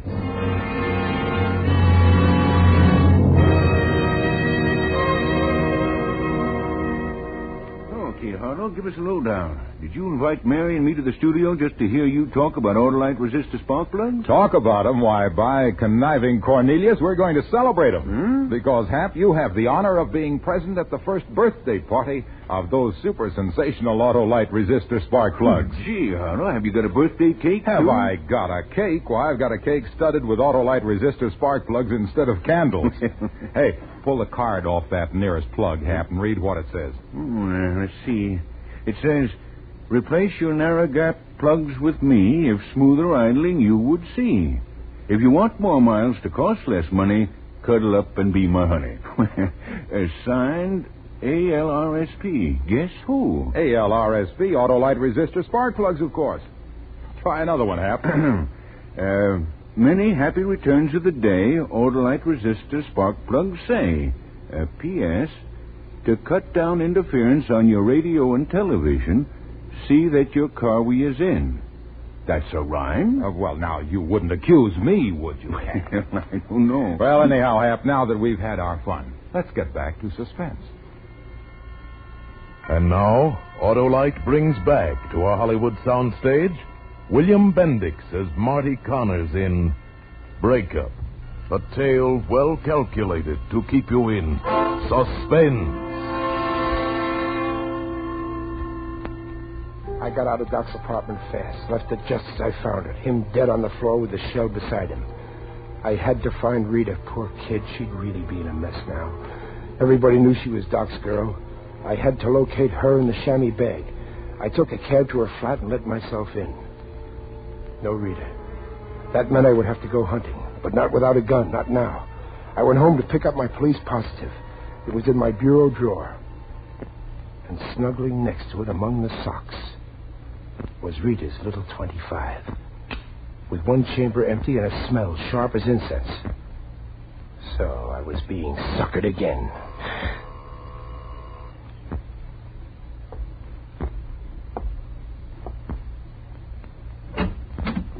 Kivy. Oh, Kiv, you old son of a gun. Well, come in. Come on in. Can I fix you a drink, Kiv? I ain't here social, Marty. No? No. Remember I told you I might be sent after you one day? Well, I'm sent. What are you talking about, Kiv? The elevator boy found Doc dead a few minutes ago. So? So you're the only one he took down from that floor since 10 o'clock. Well, Kiv, you know what to expect from a sleepy elevator kid. Why ain't you with Doc tonight? Well, it's just my night off. Kiv, you don't really think I've turned killer? Why not? Oh, by the way, I know about you and that redhead. Come on, let's go, Marty. Brant wants to talk to you. Brant, huh? I should jump at that. I don't hop bells for Brant now, Kiv. You know that. As far as I'm concerned, you and Shut Brant up, both... Marty. You don't make me. If Brant wants to talk to me, he comes here with a warrant yet. Then I'll have to take you. If you want it, copper. You drawing on Stay me? where you are, Kiv. You ain't bringing me in. You big ape. You're trying to nerve yourself up to it? Oh, Marty. Back, Kiv. A guy would think you meant it. I do mean it. I swear I'll let you have... Not you, Marty. Not the next guy. That ought to keep your nose out of it for a while, Kiv.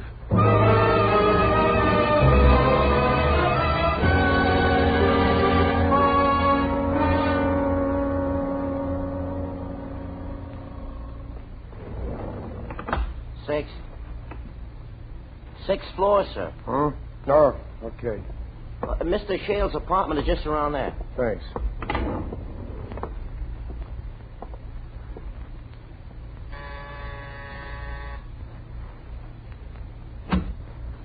Max, Marty. Oh, Marty, I've been so worried about you. I've been sitting here down by inches, Marty. I didn't know... A sweet frame you nailed together, a sweet one. Is that what you think? Marty, honey, it wasn't. I swear it. I swear by all that's holy to me. Such as what? $1 bill, maybe? Marty, listen to me. When I got to the doctor, he was waiting for me. He knew all about it. He began to hit me. I did what you said, Marty. I took out your gun. My finger must have slipped. Oh, yeah. It wasn't a frame, Marty. I love you. Lots of men would like me to say that to them, but I love you. All right, stop it. I didn't mean to hurt you. Shh. After I lost my head, I went to your place, but you weren't there. I put the gun in the drawer where I thought it would be safe, and I waited for you, but you didn't come. So I came here. I thought maybe Max would... It's all right, baby. It's going to be all right. Now, shh, quiet. Let me have the chamois bag. Rita, the chamois bag. Let me have it. I haven't got it, Marty. I didn't even look for it. I couldn't have touched him. You're not lying to me now. No. It wasn't on him when I found him. He was clean. Rita, shh. Who would that be? Max, maybe? Max would have come right in. Who is it? Elevator boy, sir. What do you want? The lady, Miss Carter, lost her gloves in the elevator. You were wearing gloves? I don't remember. All right, boy, give him... Hold it, Marty. Kim! Nothing fancy now. You're covered. Okay, son. Thanks. Get back to your elevator. Yes, sir. Back in, Marty. Go on, both of you. Get back in. Well, you've lost a lot of savvy since you left the squad, Marty. Taking a cab here from the hack stand in front of your place. Huh. Marty Connors and Doc's baby together. Well, the DA won't have much of a job with this one. No, I don't know anything about Easy, it. baby, easy. He's got nothing on you. A copper gun, Ratsy. Who'd have figured it? Get away from that phone, Marty. This sucker, Kiv. We're getting a lawyer. You got things to ask. Wait for him. You move again without I say move and I'll plug you. You wouldn't, Kiv. Try me. You're just a cheap hood, and I'm treating you like one. The palsy stuff is true. You'll see Brandt first, you and the girl, and then you can call a lawyer. Let me at that phone. Drop it, copper. Huh? You're covered. Max. Oh, Max. Hand him, chick. Make sure he's clean. Okay, Marty. Relax. This'll get you nothing but tears and moans, Shale. Is he clean, chick? Okay, cold cock him. All right, now. What's it all about? Well, when I called for Doc tonight... I'll get to you in a minute, Marty. Talk, Rita. Doc's dead. Good. Who did it? I did. He showed fight when I told him to hand over the notebook. Rita, you... Shut up. Go ahead. That's all. Except, here's the notebook. Ah, nice going, baby. Got it at last. Rita, you've been stringing along with him? Sure she has. If it's any of your business, which it ain't. You lousy redhead. What's he so heated about? Well, I used his gun and planted it on him. You gave her your gun for the job? That guy's getting to be a habit with you. Frame spotting the frame and then talked out of the spot by a lousy redhead. Forget it, Marty. The frame is out. I need an arm like you now that Doc is dormy. All sorts of guys will get ideas about moving into the business. Look, here's the pitch. You gave Doc your gun last night because he asked for it. He was afraid of something. Didn't say what. That's your story. Stick to it. I'll set up an alibi for you for the rest of it. Leave it to me. Okay? Okay. You lousy redhead. What does this copper know? Too much. We dump him right now. You can't. Well, he came in with the elevator boy. Chick, take care of it. Baby, you're leaving town in a hurry before they grab you. Start packing. All right, Maxie. Now, give me a hand with the cop, Marty. We'll take him out the back way. I said, give me a hand, Marty. Going to play it smart or not? Yeah. Yeah, sure, Max. I'm going to play it smart.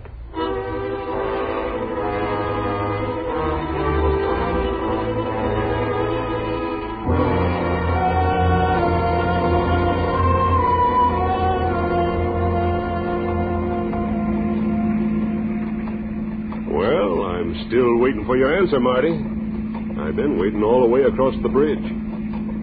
Cut hard to the left here. Now. Hey. When you cut hard, don't you? How's Kivalin, chick? Nice and dark, ain't it, Marty? Yeah, this'll do. Pull up here.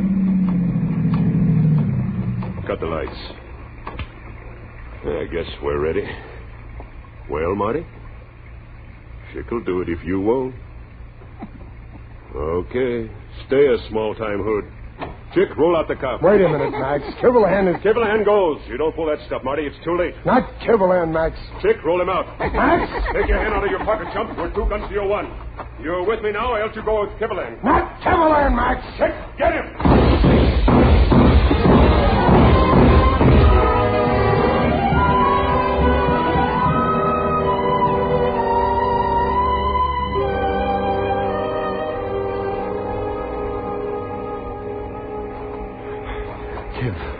Kiv, are you all right? Yeah, okay, Marty.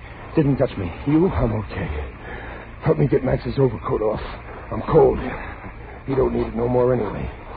Let's dump them both in the back seat. Okay. That does it. You want to take the wheel, Kiv? Yeah, sure.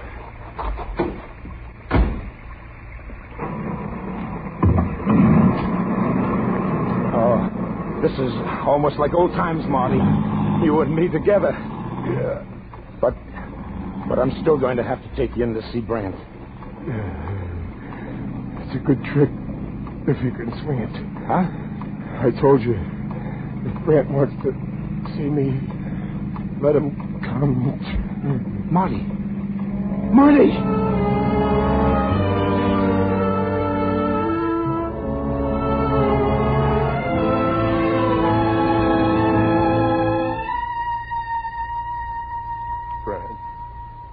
How's he going to be, Doc?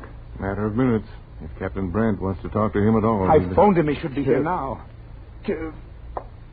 Right here, Marty, right here. You're going to be okay, Sal. Kiv. I heard the doc. Where's the top coat I was wearing? The one I took off Max. Oh, yeah. It's right here, Marty. Yeah, here it is. There's a little notebook in one of the pockets. Narcotics ought to see it right away. Yeah, that one. Holy cow. Marty, you know what this is? What's in it?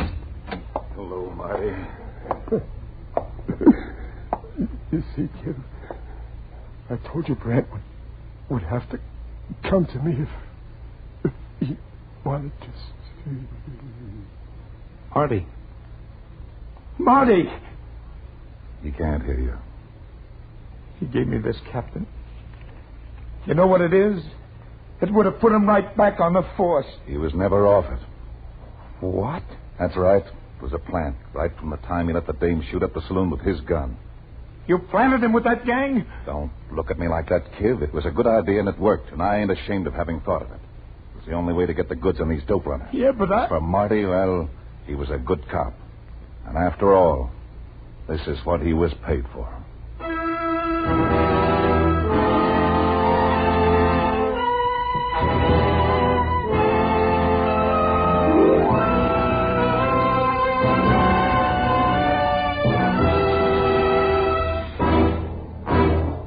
Thank you, William Bendix, for a splendid performance.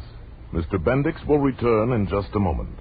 Well, I don't know. Have you got any more birthday banter about Autolite resistor spark plugs? No banter, Hap, just facts. For the fact is, those wide-gap Autolite resistor spark plugs are wonderful. They're sensational. They're ignition engineered. And there's a type for every make of car. Why, by Cornelius, everyone ought to switch to a set of Autolite resistor spark plugs right away. And now, Hap, here's one more rousing spark plug rhyme. Let's read it together. Okay. You can tell the difference in your car with Autolite resistor spark plugs bar. Well, Hap, you certainly ought to remember this Autolite resistor spark plug birthday. And friends, here's something for everyone to remember. Autolite means spark plugs. Ignition-engineered resistor spark plugs. Autolite means batteries. Stay full batteries. Autolite means ignition system. The lifeline of your car.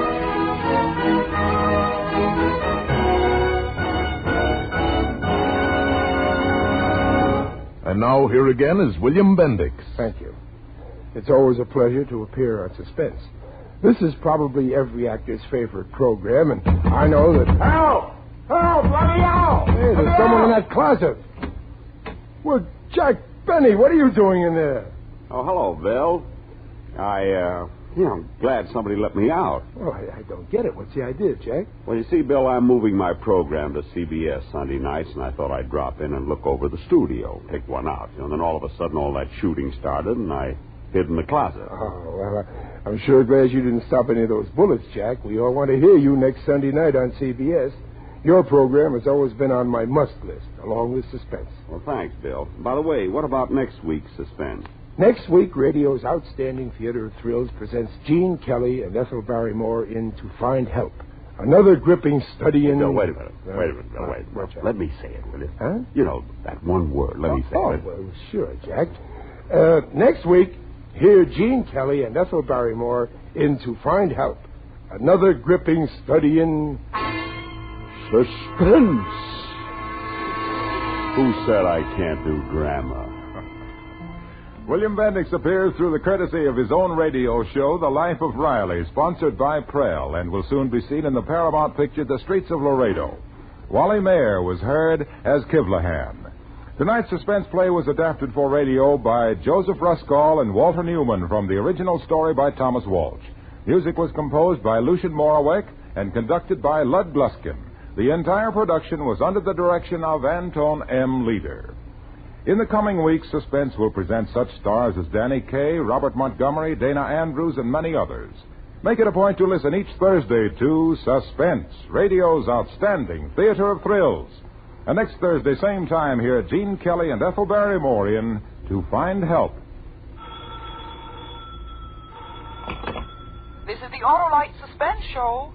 Take advantage of high prices for steel scrap. Turn in yours to your local scrap dealer. Good night. Happy New Year from Autolite. This is CBS, the Columbia Broadcasting System.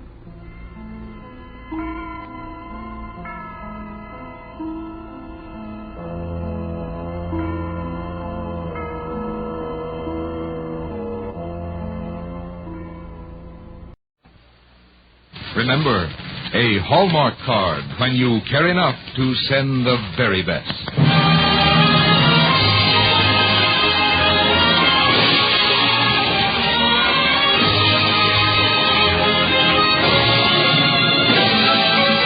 Tonight, from Hollywood, the makers of Hallmark greeting cards bring you Herbert Marshall in James Hilton's Lost Horizon on the Hallmark Playhouse.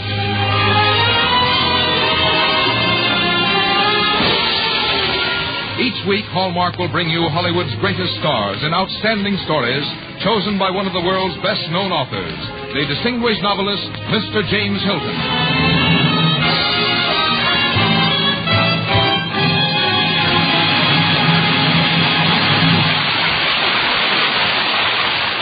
Good evening, ladies and gentlemen. This is James Hilton.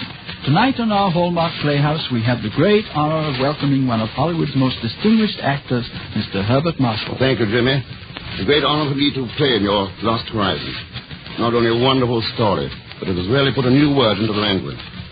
Shangri-La. I wonder if before we start, you'd mind telling us whether there is a real Shangri-La somewhere. Well, you won't find it on any of the maps, but in a sort of a way, everyone can find his own Shangri-La in his own heart. It may not be easy, but the birth of a new year is a good time to make the resolution, to find a little personal peace of mind in a troubled world. And now, Frank Oz, haven't you a word or two to say? There's a new year coming, a new year with a brand new set of important days for remembering people.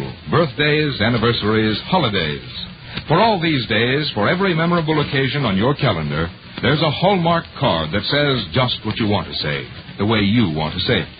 And on the back of every card appears the hallmark that says you cared enough to send the very best. Now, James Hilton's Lost Horizon, starring Herbert Marshall.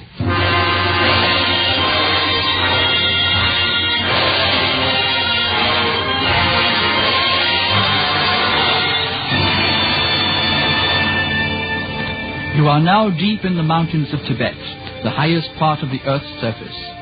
That snow-capped peak above you is Karakau, and below in the valley of the Blue Moon lies the lamasery of Shangri-La.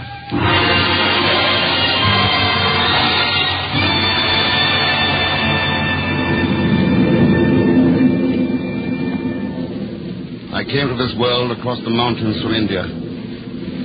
We had been flying from Baskul to Peshawar on the northwest frontier. I was the British consul in Baskul, and my vice-consul, a young fellow named Melanson, was making the trip with me. Besides us, there were 2 other passengers and the pilot. Our plane should have landed in Peshawar at about 5:30. We never arrived at our destination. Conway. I say, Conway, are you asleep? What's the matter, Melanson? Anything wrong? I'm not sure, but I think our pilot's off his course. Nonsense. Well, look down there. Nothing but mountains as far as you can see. I don't recognize this part of the world at all. I should say you were right, Melanson. The man's lost his way. What's that, Conway? You say we were lost? Lost? Good heavens. It's quite all right, Miss Sprinkler. There's nothing to be upset about, I'm sure. Still, there's nothing like finding out, is there? Shall I speak to the pilot, Conway? Thanks, I'll do it. You, there, pilot. Open the panel. I advise that you ask no questions, please. Oh, certainly. Look here, we want to know where we are. I advise that you be seated. I will not be seated. Madison, I don't know whether you've noticed it, but there's a revolver pointed directly at my chest. I think you better do as the gentleman suggests.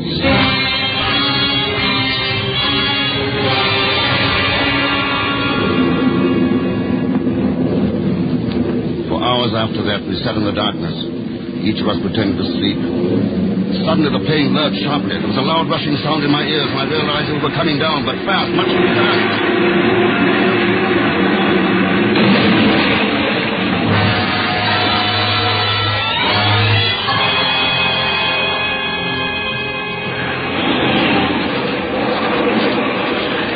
We stumbled from the plane, badly shaken, and all but the pilot uninjured. The cold was intense, a solid, icy cold that you could touch with your fingertips. I knew we must be somewhere in Tibet, a vast, barren region of windswept upland. Conway, I'm here! There's something the matter with this pilot fella.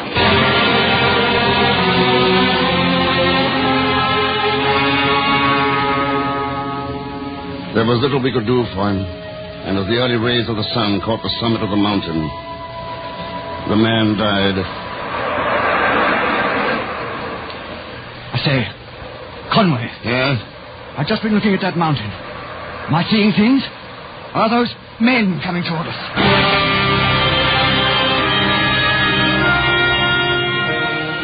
They were men. A party of a dozen or more, crawling like ants across the white face of the cliff. As they drew near, we saw they carried among them a hooded chair, and in it, a heavily robed figure. An elderly Chinese, gray-haired, clean-shaven. I come from the lamasery of Shangri-La. My name is Chang. You, sir, would you be good enough to present me to your friends? Of course, this is Miss Brinklow, Mr. Barnard, and Mr. Melanson. My name is Conway. Conway, yes. Your plane is beyond repair? I'm afraid so. And anyway, our pilot is dead. Yes. You will come to Shangri-La. It is a hazardous journey, and the only place of habitation within 1,000 miles. I shall be happy to accompany you. That's very kind, thank you. We would like to hire some of your porters to help us on the journey back. We want to return to civilization as soon as possible. Are you so certain you are away from it?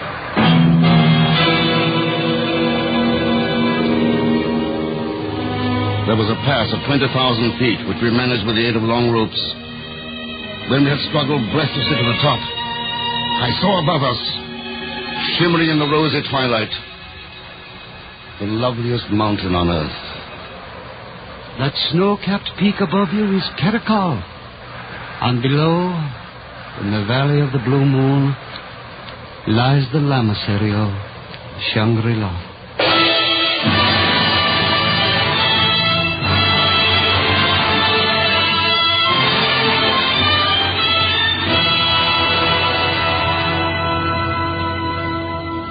I never exactly remembered how we arrived at the lamasery.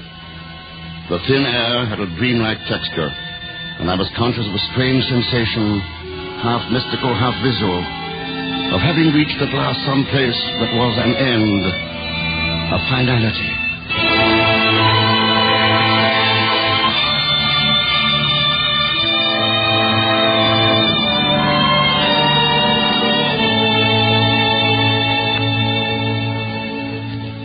Shangri-La, I learned, was a sort of monastery whose inhabitants ruled the natives in the valley below.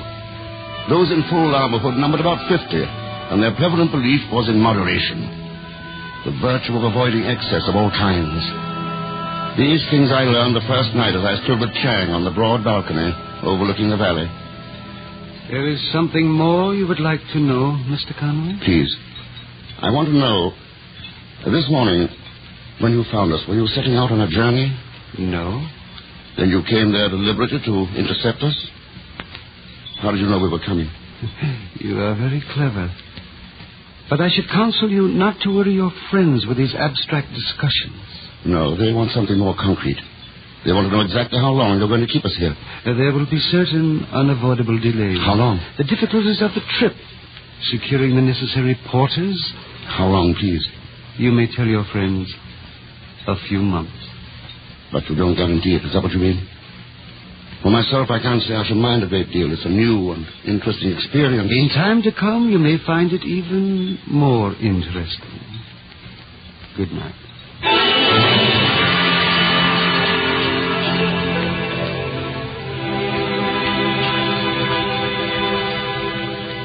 In the days that followed at Shangri-La, I gave myself over to a rich and growing enchantment. In the petal-colored buildings which dotted the mountain, I recognized priceless treasures of art, paintings and sketches, exquisite ceramics preserved for more than 1,000 years. In the spacious library, I discovered the great literature of the present and of centuries past.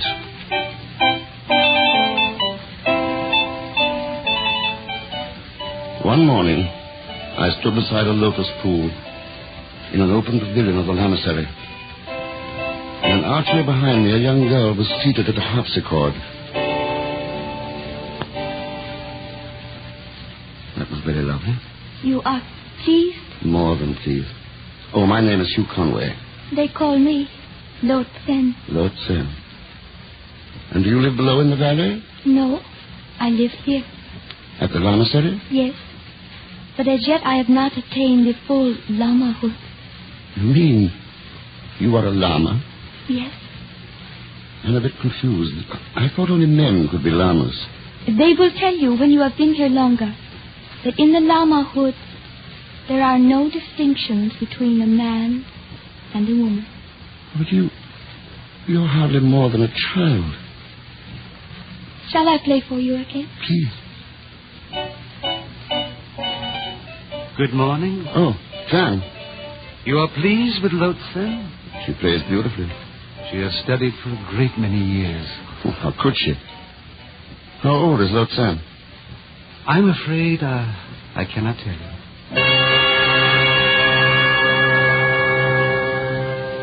One night the moonlight fell on Shangri-La, bathing the pavilion in a sea of blue. I am sorry to disturb you at this hour, but I bring you important news. Yes, Chang. I congratulate you, sir. Tonight you are to be received by the High Lama.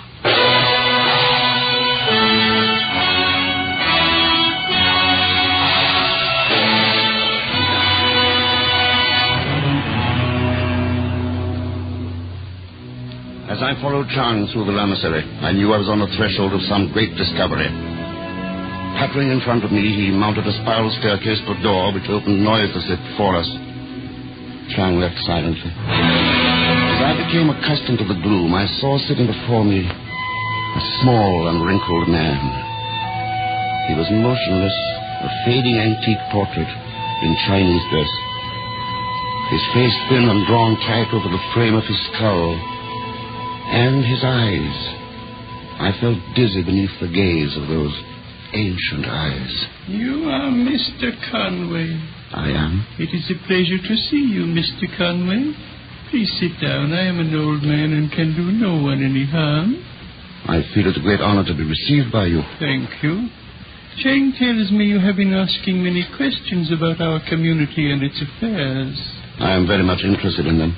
The history of Shangri-La begins rightly in the city of Peking in the year 1719. For it was then that 4 friars set out on a long and perilous journey.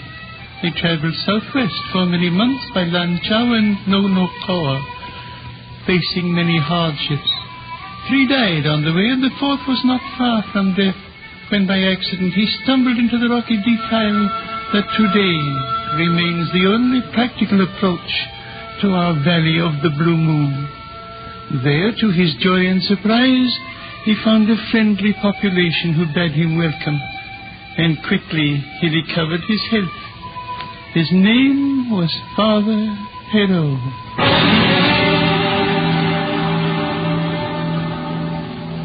For more than half a century, Father Perrault labored with his hands like any other man, tilling his own garden and learning from the inhabitants as well as teaching them.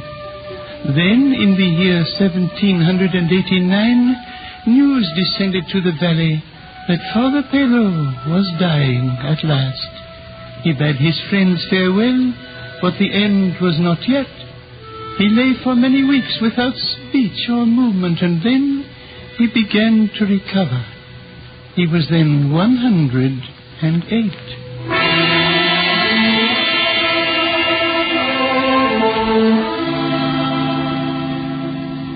The ancient Lama paused.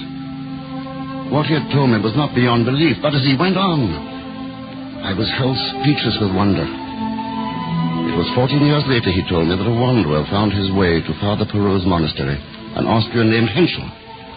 A great friendship sprang up between the two, and Henschel stayed on. It was then that they had a wild, fantastic dream. Art treasures from Europe and Asia were purchased with the valley's gold and stored at Shangri-La. The library was filled with the great works of the world. And later it was decided to admit travelers and strangers who had lost their way. Yes, Mr. Conway. Strangers might come as freely as they wished, but with one important proviso. And what was that? In 1910, Henschel died. He was killed. In 1910? But you said he came here in 1803. Yes. And he was killed, you said? Yes. A traveler shot him. There had been a quarrel about some porters. Henschel had just told him of the important proviso that governs our reception of guests. And perhaps you are wondering, my dear Conway, what that proviso may be. I think I can already guess. We are to stay here all of our lives. And can you guess anything else after this long and curious story of mine? It seems impossible. And yet, impossible as it may be, I know that it's the truth. What is, my son? That you are still alive, Father Perrault.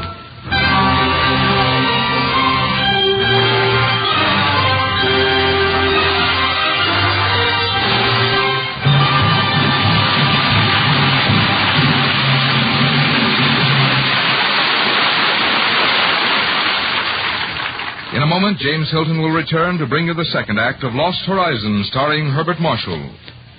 Your 1949 Hallmark date book is waiting for you now. It's your friendly Hallmark store's way of saying Happy New Year to you. People who already have theirs say it's just about the most useful little book they ever saw. There's a separate calendar page for every month of the coming year, and space for jotting down things to remember each day. There's also room for names and addresses of people you'll want to remember during each month. And in the back, Well, there's one of the most useful features of all, a place for next year's Christmas card list, with a way to check each name to show cards sent and cards received. Yes, a Hallmark date book is so convenient, you'll find yourself referring to it constantly, using it for all sorts of reminders to yourself. Reminders of social engagements, appointments, anniversaries. Reminders to do those thoughtful little things that will mean so much to all your friends and loved ones through the coming year. It's just the right size to slip into your purse or to keep handy beside your telephone. And it's such a beautiful little book. With its camellia-decorated cover, its pink and white pages. Now, to get your Hallmark date book, simply visit the friendly store where you find Hallmark greeting cards and ask for it. It's yours without obligation. Better get your Hallmark date book right away, in time to start the new year right. And now, James Hilton and the second act of Lost Horizon, starring Herbert Marshall.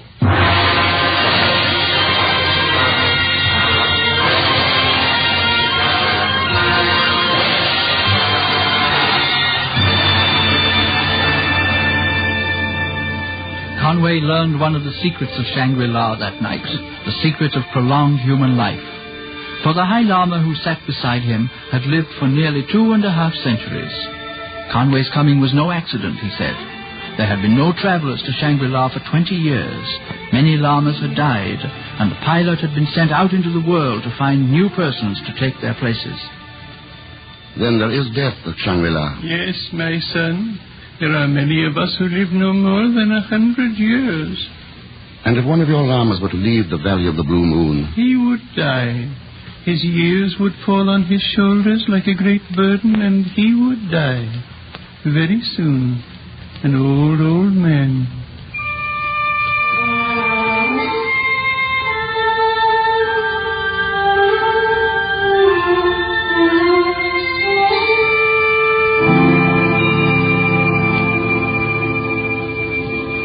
Lutsen. You have seen the High Lama? Lutsen, how did you come here? I was betrothed to a prince of Turkestan. We were traveling to Kashgar to meet him when my carriers lost their way in the mountains. When did this happen? I was 18. 18? Then now you are... The missionaries of Shangri-La found us. They brought us here. I never saw the man I was to marry. Then in all these years you have never known the meaning of love. Lutsen, is there no love at Shangri-La?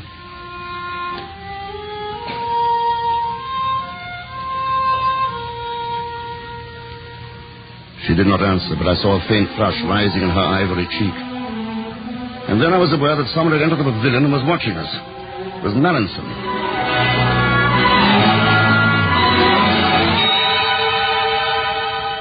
One night, at midnight, I was summoned to the presence of the High Lama. Tell me, my son, have you been happy at Shangri-La? Quite happy, Father Perrault. And what of your friends? Will they learn to be content also? I'm afraid Melanson is going to be a problem. He is going to be your problem. Why mine? Because, my son, I am going to die. You, Father Perrault? Yes, we are all mortal, even here in the Valley of the Blue Moon. But I must feel at rest before I die. That is why I sent for you tonight. You do me a great honor, Father. I have waited for you, my son, for a long time. My son, there is a great storm gathering in the world, a black fury which will not spend itself for many years. It may rage till every flower of culture is trampled and all human things are leveled in vast chaos. But I believe that you will live through the storm. I see a new world stirring in the ruins, seeking its lost and legendary treasures. And they will all be here, my son, hidden behind the mountains in the Valley of the Blue Moon. And you will be here to give them to the hopeful world. My son, I place in your hands the heritage and destiny of Shangri-La. The High Lama stopped speaking. The glow in his eyes faded. Presently it came to me as in a dream. The High Lama was dead.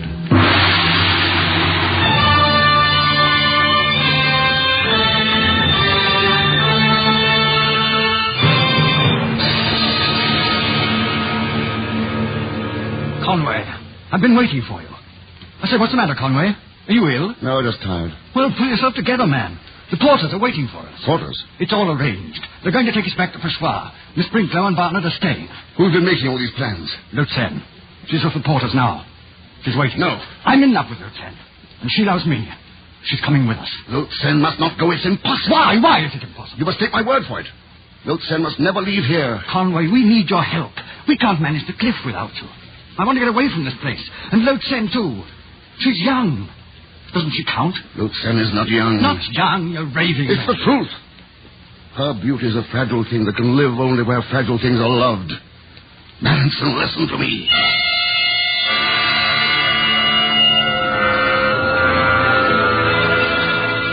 I tried then to tell him the secret of Shangri-La. He looked at me as though I were mad. And as I read the disbelief in his eyes, I began to doubt myself. And then Lutsen came to me. You will help us, please.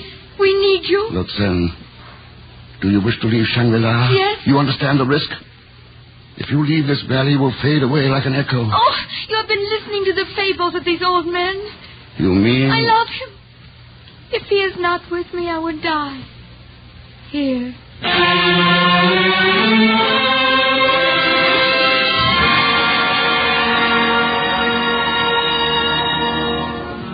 For hours I paced the balcony. I could not tell whether I had been mad and was now sane, or had been sane for a time and was now mad again.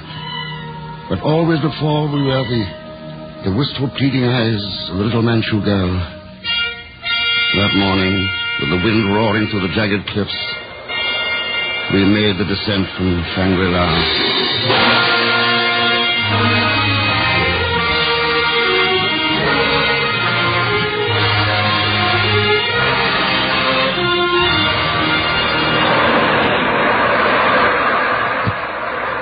For weeks they traveled toward the east, Mallinson, the girl, and Conway, and then the porters began to desert. One by one they disappeared, then there were just the three of them, creeping like snails across the desert wilderness. For a long while there were only two. Mallinson had died. At first Conway tried to believe it was the hardship of the journey which had changed Lutsen.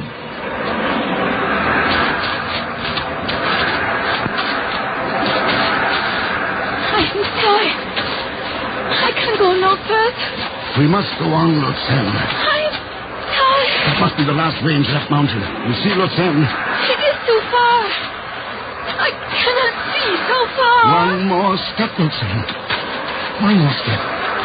One more. No.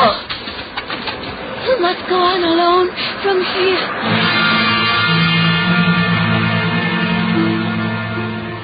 Her eyes were shadows, cascade and drawn, the color of ancient parchment. Her cheekbones. Lutsen. I am old. I am so old. So old.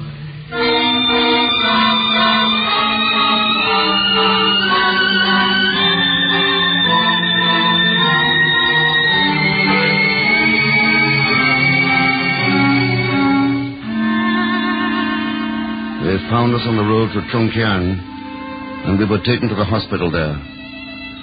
Lutsen, they told me later. Lutsen died that same night. The oldest woman they had ever seen.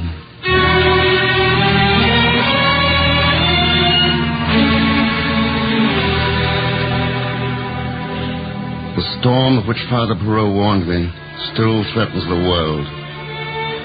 Not yet has the Christian ethic been fulfilled when the meek shall inherit the earth.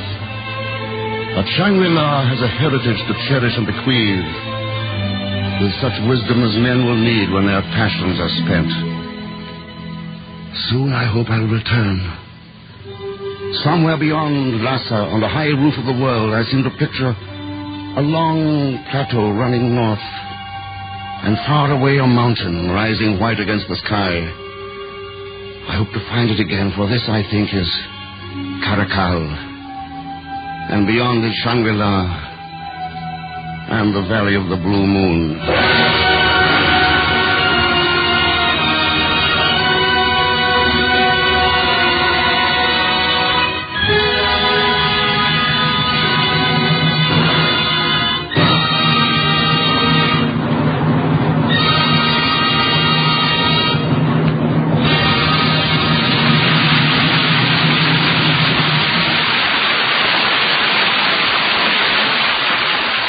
Before James Hilton returns with Herbert Marshall to tell you about next week's show, our first show for the new year, here's a wish for the new year from the makers of Hallmark greeting cards. May your calendar for 1949 be filled with memorable days, and may they all be happy ones. To keep a record of them, remember to get your Hallmark date book. It's waiting for you now. It's yours without obligation from the friendly store where you'll find Hallmark greeting cards. Now, here is James Hilton. You've heard the legend of Shangri-La with its abiding message of peace. I hope most fondly that the new year will bring all of us some of that same peace, some of that same freedom of mind and spirit, and above all, some of that same inner happiness. To you, Herbert Marshall, our most sincere thanks for being Conway, and for the warm and sympathetic character you created for us.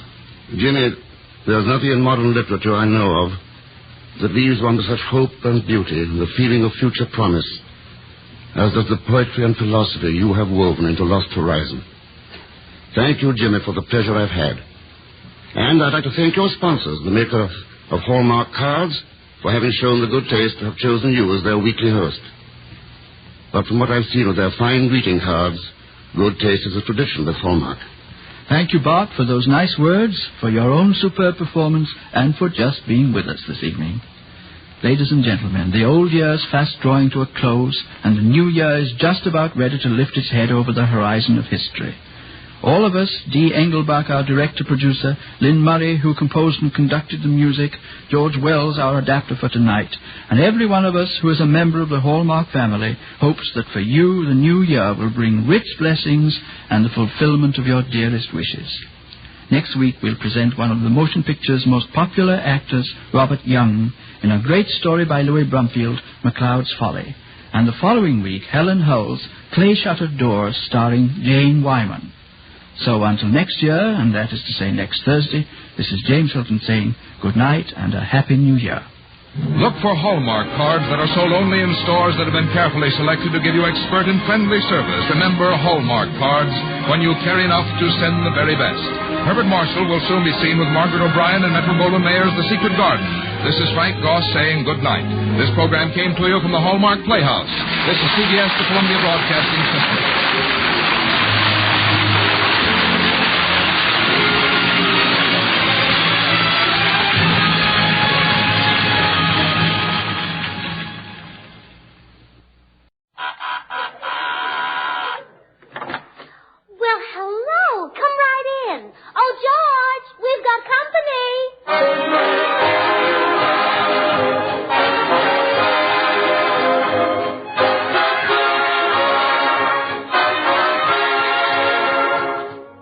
Tuesday night again, time for another pleasant visit with George Burns and Gracie Allen, their guests, Herbert Marshall, Jimmy Cash, and Paul Whiteman and his music. And now meet the people who live in the Burns house, George and Gracie.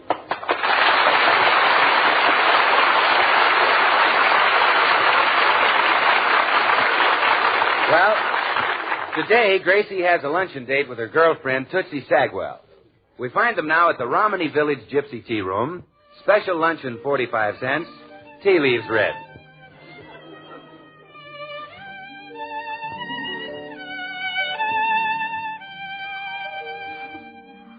Oh, isn't this place simply marvelous, Tootsie? So quaint, so gypsy-ish. Yes, and I just love this gypsy food. Isn't it delicious? Oh, wonderful. I've never tasted such corned beef hash. My pig's knuckles are divine, too. Pardon, madame. I am the Swami. Would the ladies care to have their fortune told? Oh, Gracie, laugh. Oh, I love it, too. How much do you charge? Oh, there is no charge, madame. You have merely to order a cup of our gypsy tea, and I will read the leaves absolutely free. Oh, wonderful. How much is the tea? $3 a cup, madame. $3? Oh, my goodness, we're lucky gypsies don't read coffee grounds.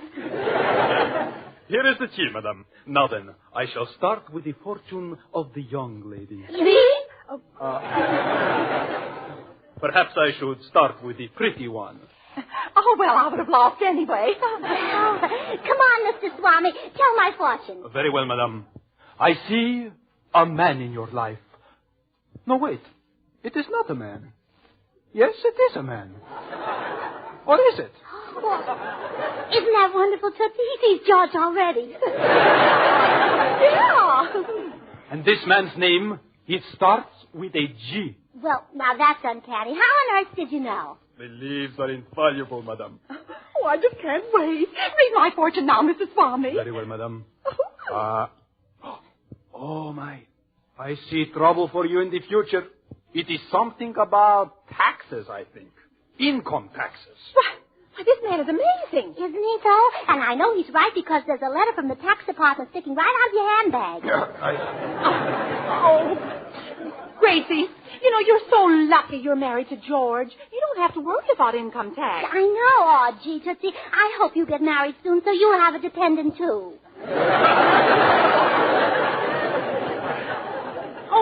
Mrs. Swami, what else do you see in the teacup? I see someone coming into your life in the very near future, madame. It is a man. Oh, that's nice. A man? Yes, a handsome man, and well-to-do. He will cross your path soon. Oh, Tootsie, isn't that thrilling? Isn't that wonderful? What's his name, Mr. Swami? His name? I cannot see his name. Oh, just tell me the initials of this handsome man. Handsome man. H.M. H.M. I don't know any H.M., Gracie. Well, neither do I, Tootsie. Except, oh, gee, could that be possible? You, Tootsie Sagwell, ruling over all those people? Gracie, what are you talking about? Everybody bowing? Oh, no, of course I forgot. What's that? His Majesty is already married.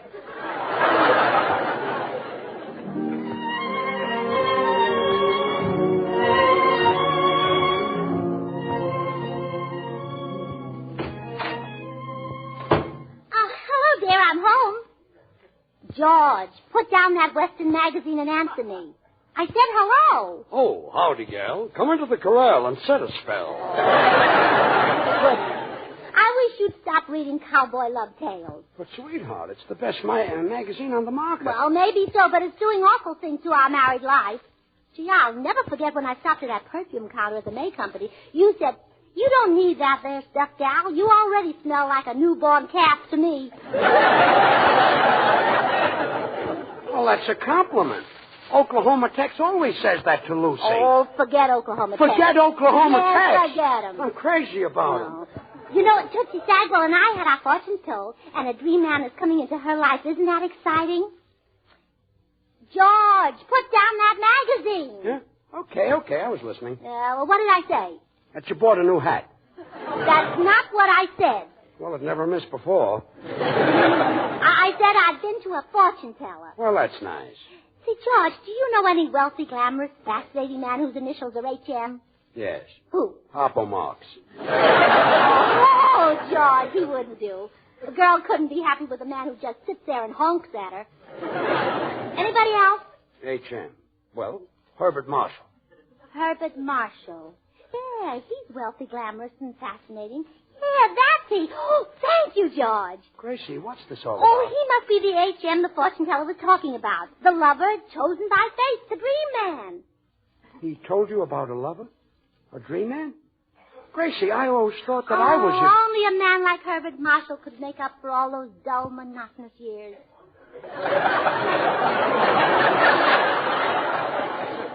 Well, Gracie, granted, Oh, I'm not... George, you just don't realize that a girl can be starved for romance. Starved? Oh, it's marvelous, George, just marvelous. Well, I'll see you later. Where are you going? Upstairs to put on my very best dress. Gracie. And then I'm coming right down and I'm going over to Herbert Marshall's house and fix up a date. Gracie, come back here. Please come back. Gracie! Gracie! George, Yeah. I heard you yelling clear out on the porch. What's the matter? Well, it's Gracie, Bill. She's leaving me. She said I wasn't attractive. She said I wasn't a dream man. Gracie said that? Yes. Well, gee, and imagine those millions of people who think of her as a nitwit. Don't be funny. My wife is leaving me for Herbert Marshall. Step aside. I'm going upstairs to break this up. Oh, no, George. That's exactly the wrong thing to do. It is? Oh, sure. Now, let me tell you how a friend of mine handled the situation when his wife left him. How? Well, he put a notice in the personal column of every newspaper, and it said, "Darling wife, all is forgiven. Come home to hubby, and he'll buy you Swan, the new white floating soap that's purer than the finest Castile soaps. Pure as an angel." Oh, Bill, But George, it worked. It not only worked for my friend, but 10,000 other wives came home to their husbands. They did. Bill, you're worse than I am.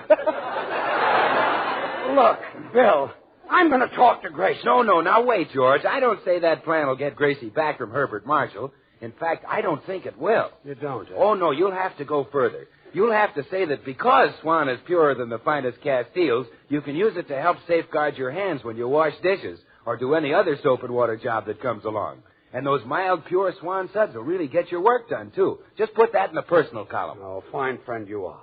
Talking about Swan. And my heart is breaking. Well, I'm sorry, George. And believe me, my heart is breaking for you. Breaking like a bar of Swan, which you know you can break in two with an easy twist of the wrist. Out. And use one half in the kitchen for your dishes and house cleaning. Out. Gee, he drives me crazy. And the other half in the bathroom for your hands and face or for your tub and shower. Out. Gee, even Bill hinted that I'm not so attractive anymore. Maybe I don't smile enough. I'll bet very few people know I've got dimples. Look, George. Do you think he'll be impressed? Gracie, are you really going through with this? Well, yes, why shouldn't I? Well, okay, before you go, answer just one question. All right. What's Herbert Marshall got that I haven't got? Oh, well, George, look, I'm in a hurry now. Let's discuss that sometime when we've got the whole day together.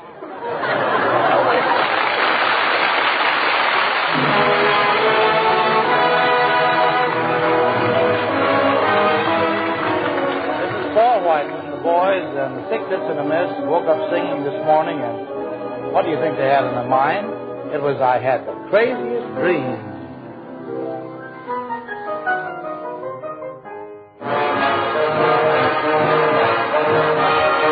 In my dreams, the strangest things appear. Do-do-do-do-do-do. I had the craziest dream last night. Yes, I did. I never dreamt it could be, yet there you were, in love with me. I found your lips close to mine, so I kissed you, and you didn't mind it at all. But when I'm awake, such a break never happens. How long can a guy go on dreaming like I do? If there's a chance that you care, then please say you do. Baby, say it and make my craziest dreams come true.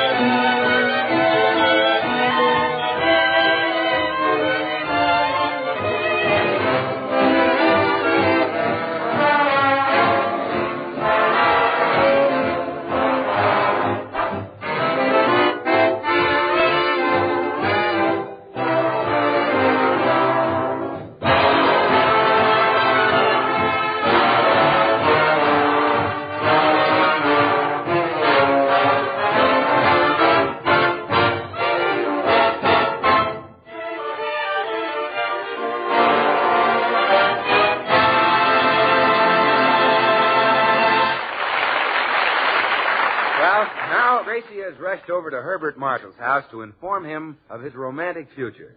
She knocks at the door. Oh, hello, Mr. Marshall. Mr. Marshall, do you remember me? Of course I do. You're Gracie Allen. How's, oh, it's annoying. I know your husband very well. I can't recall his first name.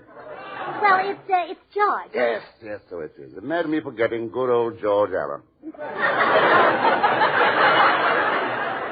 Oh, Mr. Marshall, it's George Burns. Oh, yes, of course. I guess you got George confused with my father. Well, that is a possibility. Won't you, sit down? Well, thank you. I'm glad you remember me, Mr. Marshall. I don't like to ask favors of strangers unless I know them. I see. You have a favor to ask? Well, yes. I went to a fortune teller today, and he said you're Tootsie Sagwell's dream man. Tootsie Sagwell? Uh-huh. Is that a woman? It certainly is. Here, this is her picture. I repeat, is that a woman? Well, just think, out of 100 million men, the fortune teller picked you for Tootsie. Isn't that thrilling? Blood-curdling. But, Gracie, fortunately for me, I do not believe in fortune tellers. Well, how can you say that? Why, a fortune teller once told my mother that she was going to take a trip across water. And did she? The very next day. She was scrubbing the kitchen floor, and she fell over the pail. Amazing. But, Mr. Marshall, you were meant for Tootsie. Thank you. No, but Gracie. Oh, you and Tootsie have so much in common. She's an actress, too. Really? Oh, really? At our club last week, she did an impersonation of Gypsy Rose Lee. Oh, please. Oh, it was so exciting. The orchestra played the strip polka, and Tootsie came out, and all the men in the audience yelled, "Keep it on! Keep it on!"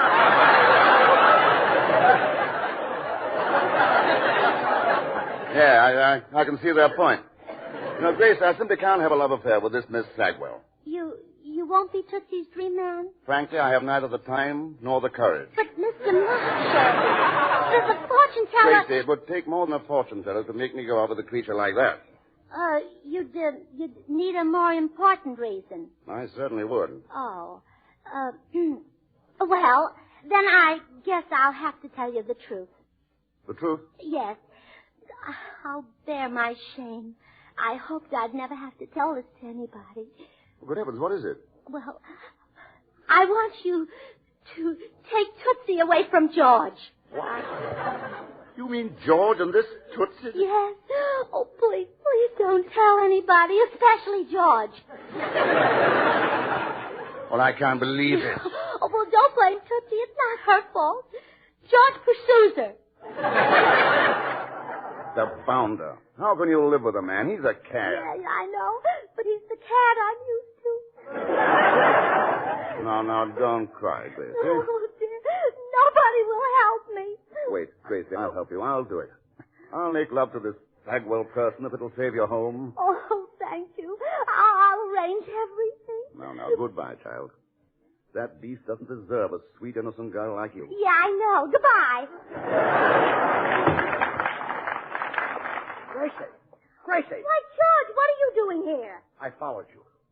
What were you doing in Herbert Marshall's house? It's a short cut to the market. A short cut to the market? Well, you get me so nervous. Gracie! Well, all right, I'll tell you. We just arranged a little date for tonight. Well, that's settled. I'm going in there and tell that wolf Oh, finger. George! Yes?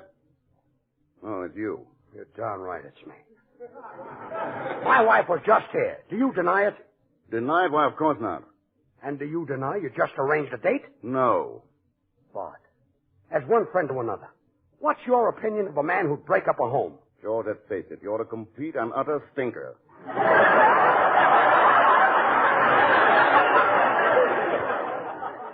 I'm a stinker? Unquestionably. I've seen the woman who's involved in this affair, George. Is she worth all this? She is to me. Why, there isn't another one like her in the whole world. That I will guarantee. Don't be a fool, George. Give her up. Never. But look at it from Grace's side a moment. She's too nice to have her life ruined. She deserves only the best there is. Brother, are you conceited? Now, George, what do you see in this Tootsie Sagwell? Tootsie Sagwell? What's she got to do with it? Well, aren't you in love with Tootsie? In love with Tootsie? No. I go steady with Boris Karloff.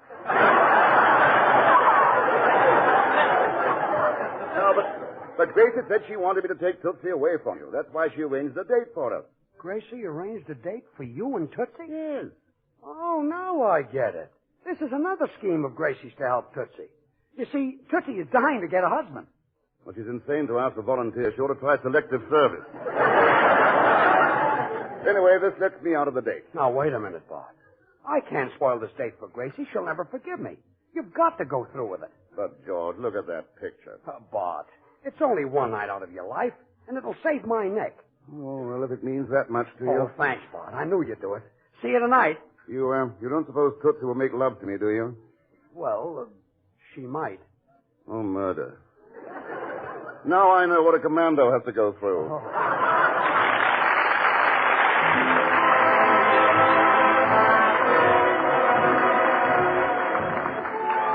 Well, Jimmy Cash has cooked himself up a mighty tasty arrangement of I Cared a Little Bit Less.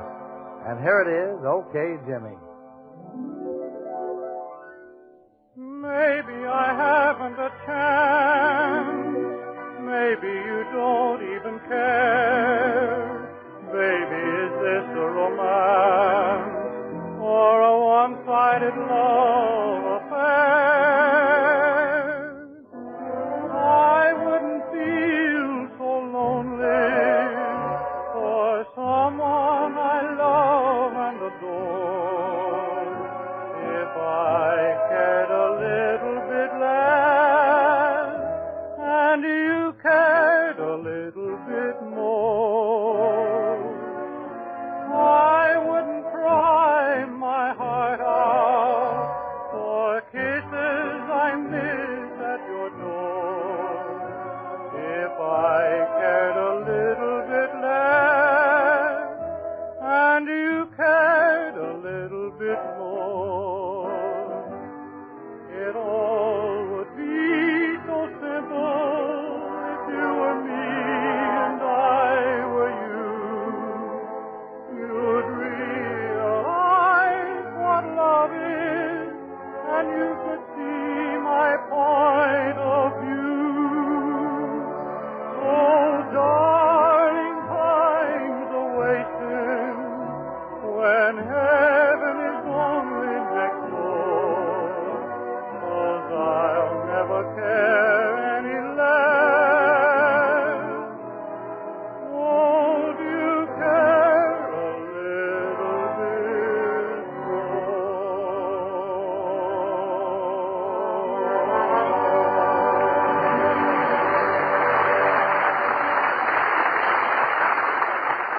Well, Tootsie ought to be here any minute, Mr. Marshall. Aren't you thrilled? I've got goose pimples, if that's what you mean. Oh, I hear footsteps on the walk. She's here. Now, Bart, act like you're glad to see her. George, I'm as hammy as the neck, but frankly, I'm not that good an actor. Here she is. Hello, everybody. Hello. Well, I must say you're better looking than your picture, Tootsie. Huh? Oh, no, that isn't Tootsie. That's Bill Goodwin. You can tell them apart easily, Mr. Marshall. Tootsie's taller. Oh, I see. Bill, this is Mr. Herbert Marshall. Oh, how do you do? Herbert Marshall? George, isn't this the wolf who's trying to wreck your home? Well, Bill, it's all now, right. quiet, George. Well, but this Bill- is what friends are for, to handle these affairs of honor. Mr. Marshall, I challenge you to a duel with pistols. Well, I better warn you, I'm the best pistol shot in the state. Oh, well, I challenge you with swords. I happen to be an expert swordsman. Oh. Well, I challenge you to find a purer soap than Swan. Women have long considered Castile soap the standard of purity, and Swan is even purer than the finest Castiles. Money can't buy a purer soap. Look, Bill, you don't have to worry about Herbert Marshall taking Gracie away from Oh, me. You see, George, the whole I'm thing- not thinking of you. Oh. You can find another woman, possibly. I'm thinking of the babies. Babies? What babies? All babies, Mr. Marshall. Swan's great for bathing them. Because after all, if Swan is purer than the finest Castiles, well, it's bound to be kind to even a baby's tender skin. Bill, Herbert Marshall bathes very few babies. Well, all right. Probably doesn't bathe over 3 or 4 babies a year. Well, all right, He George. and Ronald Coleman put together. Well, all right. And you can throw in Lawton. But remember, if Swan is kind to a baby's tender skin, then it must be swell for anybody's hands and face. Anybody's complexion, anybody's bath or shower. Mr. Goodwin, a few moments ago you were talking about a duel. What happened? Duel? Oh, yes, forget it. I accept your apology. Well, goodbye, Mr. Marshall. Ah, eccentric fellow, isn't he? Yes, we love him, too. Oh, Gunter, I wish Tootsie would get here. You must be all on edge, Mr. Marshall. I definitely am. She's probably having trouble with the new makeup I suggested for her nose. Blue, green, yellow crayon. On her nose? Well, yes. I got the idea from an article on camouflage. Those colors will make a 16-inch gun fade into the background. Believe me, Bart, it'll be an improvement. This must be Tootsie now. Come in. Gracie, darling. Tootsie Sagwell. Oh, Gracie, you said you had a surprise for me. What is it? Well, here it is. Your dream man, H.M. Herbert Marshall. Herbert Marshall? Oh, he's beautiful. George, I think I'm about to faint. Buck up, kid. Oh, how do you do, Mr. Marshall? I'm so glad you're mine, you lovely, lovely man. Miss Sagwell, please put me down.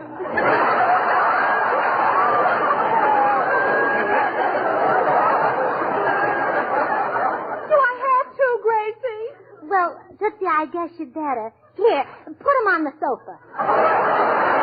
All right. There. You comfy, Herbert? Do you realize you're sitting on my lap? Oh, sure. Well, George, turn out all the lights. I just know they want to snuggle. No. I beg of you, don't turn them off. No. No, leave them on. My dream man and I want to look at each other. Look at me, Herbert. George. Yes, Bart. You may turn them off.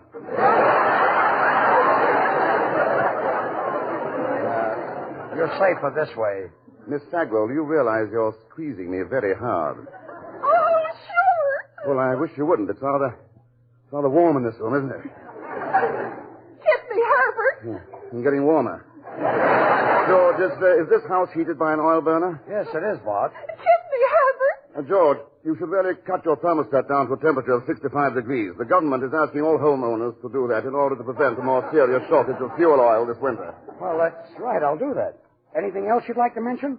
No, that's all. Kiss me, Herbert. As I was saying, you should put the thermostat as low as possible at night and leave it there until morning. Kiss me, Herbert. And keep it low in the daytime if the family is going to be out. Kiss her, Herbert. And never heat in their bedrooms.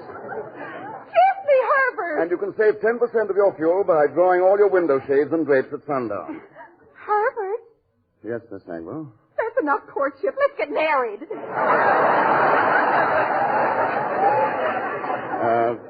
George, may I see you a moment, old man? Sure, Bart. What is it? George, you've simply got to get me out of this. That woman, and I use the term loosely, has a gleam in her eye that I don't like. Well, gee, Bart, you're an actor. Make up an exit. Well, I'll try. Oh, Miss Sagwell. Yes, Angel Pie. Oh, me. Miss Sagwell, before we go any further, there is something you must know about me. What? I have a past, Miss Sagwell. I have lived. Is that all? Oh, it should happen to me. No, you don't understand. It all happened when I was but a lad. What did I know of the city or its evil ways? Then she came into my life. Who? She. Oh, her. Yes.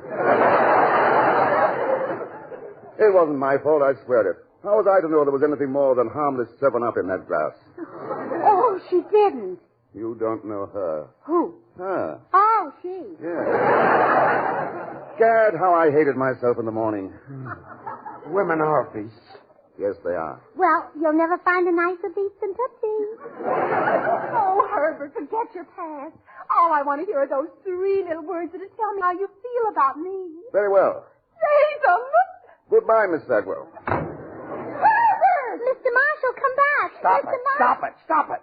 Herbert Marshall never had any idea of marrying Tootsie. And goodbye. Oh, dear. I don't know what. Oh, don't cry, Tootsie. There isn't any reason to cry. I can't help it. I can't get a feller. Fortune tellers are never wrong, Tootsie. Someday your HM will come won't even be here if he does.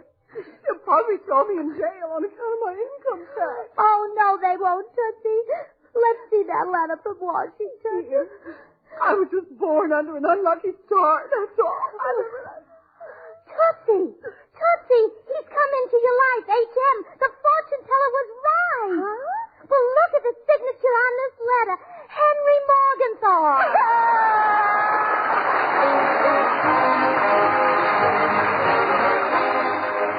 George and Gracie will be back in just a second. So all I have time to say is this. When you buy Swan, you not only get a soap that's purer than the finest Castile soaps, you get a soap that gives you all the suds you need for any soap and water job in the house. Faster than other white floating soaps. Use Swan for the dishes. Use it for your hankies, hose, and undies. Use it in place of easily wasted package soaps. Use it in place of expensive toilet soaps. Yes, and use Swan knowing that it really is purer than the finest Castiles. Well, here they are, George and Gracie. Gracie, this is no time of the night to bother Herbert Marshall. But this is important. Hello. Oh, no, not again. Well, I just wanted to tell you that poor Tootsie can't sleep a wink. Well, surely I'm not responsible for that. Oh, yes, you are. You left our house in such a hurry you forgot your derby hat. Well? Well, Tootsie's keeping it under her pillow. Come on.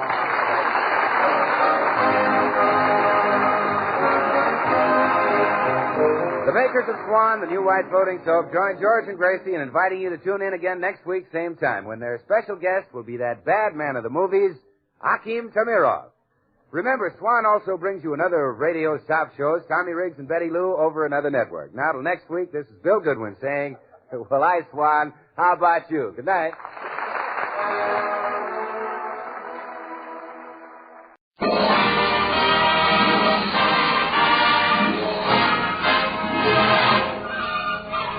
Yes, it's Sealtest Variety Theater with Henry Russell and his orchestra, the Crew Chiefs Quartet, the Dean of the Royal Family of the Theater, Lionel Barrymore, and one of radio's brightest comedy stars, Gary Moore. And here she is, our gal Thursday, the singing star of Variety Theater, Dorothy Lamour.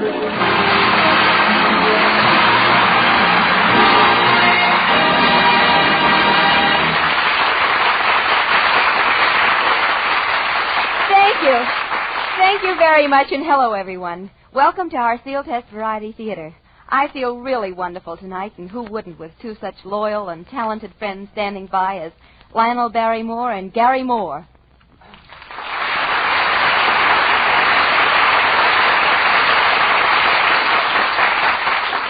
Well, hello, Dorothy, my child. A happy new year to you. Well, thanks, Lionel. I think that calls for a kiss. Oh, so that's how it works, huh? Oh, hiya, Dottie, old girl. Happy New Year. Well, how's about a kiss? Well, Gary, after all, that is... It's no use, Gary. You can't get away with that sort of thing until you get older. You know, I think maybe you're right. Hello, Dorothy, my child. Happy New Year. Thank you, Gary. Thank you, and a very happy New Year to you. And that's all? Well, I guess that's that. That's the trouble with you young fellas nowadays. Why, son, when I was your age, if I saw a pretty girl I wanted to kiss, I just went right up and asked no questions and kissed her. Well, didn't you get slapped in the face? Yeah, sure, but I got an awful lot of kisses. I don't think we have to worry about Gary. He's not so shy. Oh, that's not true, Dottie. You know, as a matter of fact, I spent a very sheltered childhood. Why, I was 24 years old before I went out with the opposite sex. Was your mother that strict? No, she just wouldn't tell me which was the opposite sex. I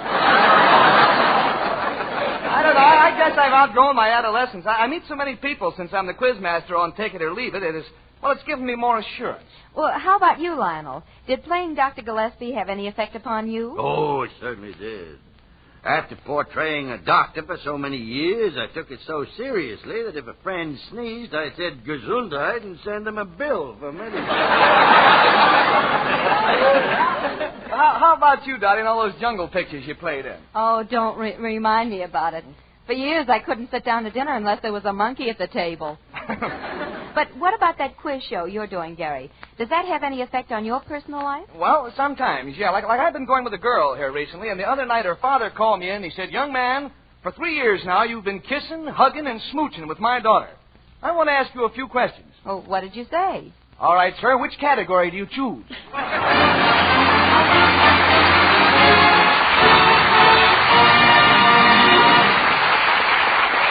Thank you, Mr. Barrymore, Mr. Gary Moore, and Miss Lamore. It's going to sound like the more the merrier. If you'll stand by for just a moment, we'd like to tell you about a special treat. Get the best, get Sealtest. Are you tired of 1948? Or just plain tired? Well, here's a tip on how to feel fine in 49. Drink more milk, at least a pint a day for adults, a quart a day for youngsters. Milk has what it takes to help give you zip and zing. Plenty of health-building vitamins, minerals, and proteins. And how you'll enjoy your good health builder when it's Sealtest homogenized vitamin D milk. It's creamy, rich, and smooth, packed with delicious farm-fresh flavor. Drink lots of Sealtest homogenized vitamin D milk. It'll help you feel fine in 49. Get the best, get Sealtest.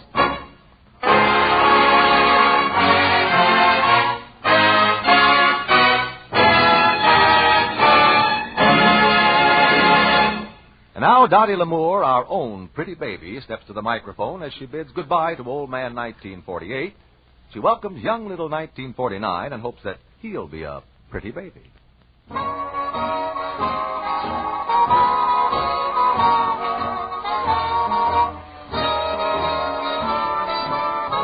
Everybody loves a baby, that's why I'm in love with you.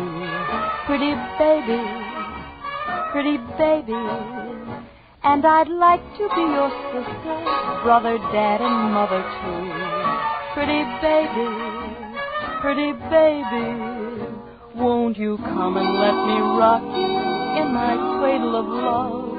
And we'll cuddle all the time. Cuddle all the time. Oh, I want a loving baby, and it might as well be you. Pretty baby of mine. Everybody loves a baby, that's why I'm so in love with you. Ooh, baby, oh, baby. If you'll only say you love me, we could start right in pitching some woo.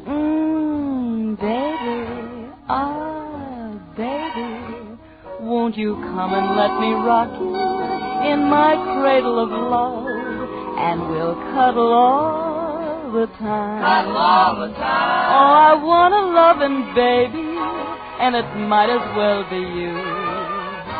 Pretty baby of, pretty baby of, pretty baby of mine.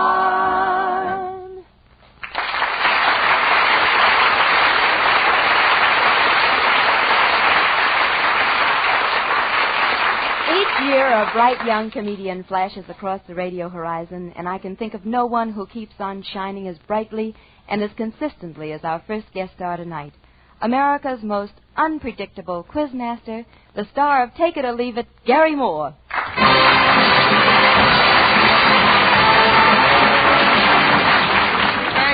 Thank you very much, Dorothy, and good evening again, ladies and gentlemen. Nice to be with you tonight.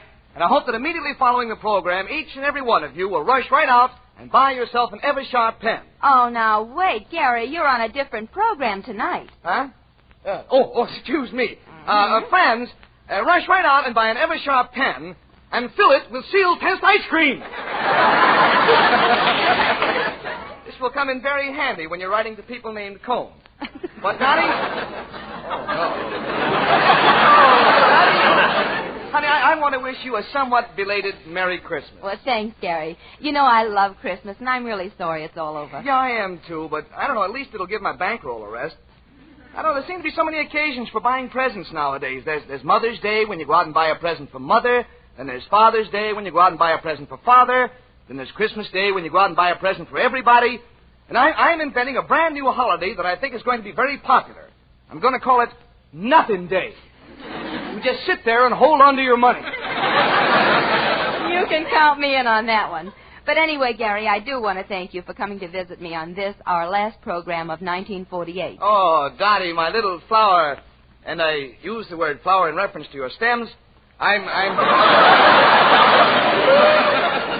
I'm happy to be here, really I am. And if you don't mind, I would like to take advantage of your microphone to perform an annual duty of mine. The presentation of the annual Gary Moore Awards to the outstanding people of the past year. Oh, I'd be thrilled. These are the outstanding people of 1948. Yes, Dorothy, 1948. The year that will forever go down in history as the year between 1947 and 1949. Seems to make sense. But, Dorothy, as I look back over the 12 months just past, it seems to me that we should be most grateful to the men of science. Men like Albert Einstein, J. Robert Oppenheimer, Dr. Stafford Warren, and above all to the greatest scientist of them all, McMeechin Motzitrotz. McMeechin Motzitrotz. Yes, Dorothy, he was the man who finally discovered why a watermelon has so many seeds. Now, there's a contribution to mankind. Tell me, why does a watermelon have so many seeds? Well, because it can't go... Very simple when you think about it, you know. Well, science also made great strides in producing artificial products. I read where a scientist down south actually got milk from a peanut. No. Yes, sir, milk from a peanut. What do you think of that? He must have used an awfully low stool.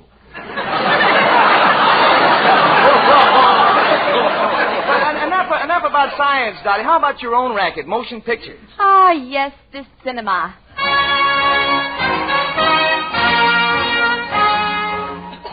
In 1948, the movies were noted for many great pictures and many great performances. And above all, it was a year of strange titles. I particularly like those pictures with the one-word titles like Shocked, Lured, Pursued, Possessed. And next year, David O. Selznick will present the greatest of them all, Pooped.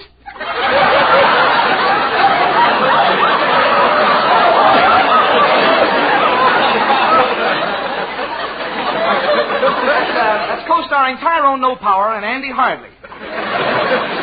And in my opinion, the award for the best movie of the year must go to that super epic, Riding the Range. A 3-bell picture.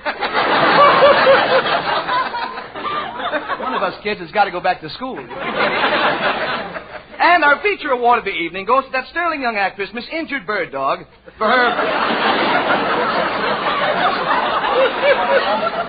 memorable portrayal of Schnook in the picture Jewel in the Smog.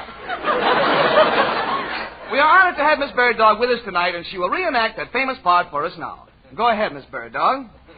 I promise never to leave you again, Chumley. I promise, I promise, I promise, I promise, I promise, I promise, I promise. And so we pick Miss Bird Dog as the most promising actress of the year. My survey also shows that in 1948, the movies made more extensive use of radio advertising than ever before. All over your radio dial, you could hear dramatic advertisements of coming pictures, such as this announcement concerning the picture, The Three Mrs. Vandelbaums. I'm Cynthia. I didn't want to lose Rodney's love. I'm Imogene. I didn't want Cynthia to have Rodney. I'm Rodney. I didn't want to make this picture in the first place.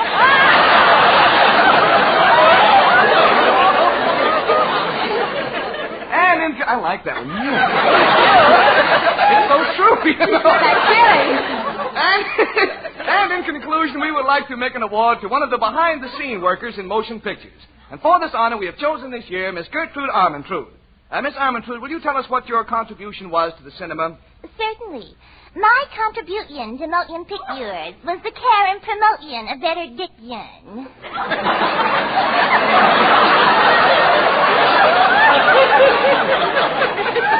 A better diction. In other words, you feel that proper speech is important in film work, huh? Well, naturally. Is it not your conviction that the proper inflection and pronunciation are a necessitation in the creation of the characterization? Or have you no ambition to follow tradition? Yes, I love to follow tradition. In fact, I feel you must follow tradition to cat you, the rat you, or call you. Don't you?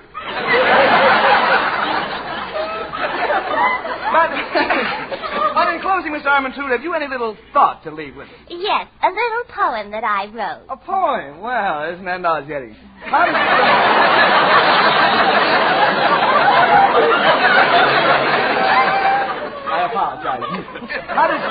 How does it go, this poem, Miss Harmon? I thank you one and all for your very kind attention, and my appreciation is more than I can mention. In taking my departure, just please remember this. I am very fortunate to have met up with you.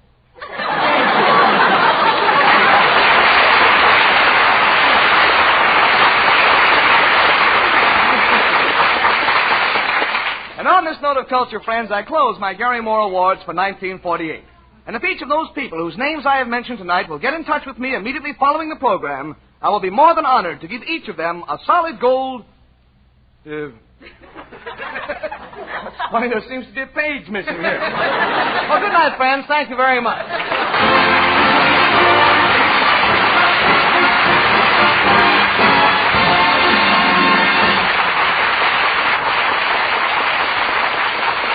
Years ago, they said prosperity was just around the corner. 2 years ago, they said television was just around the corner. But this morning, I heard the crew chief say, love is just around the corner.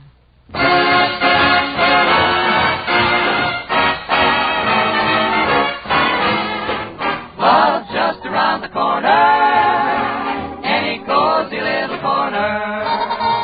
Love just around the corner, when I'm around you. I'm a sentimental mourner. I couldn't be forlorner when you keep me on a corner, just waiting for you.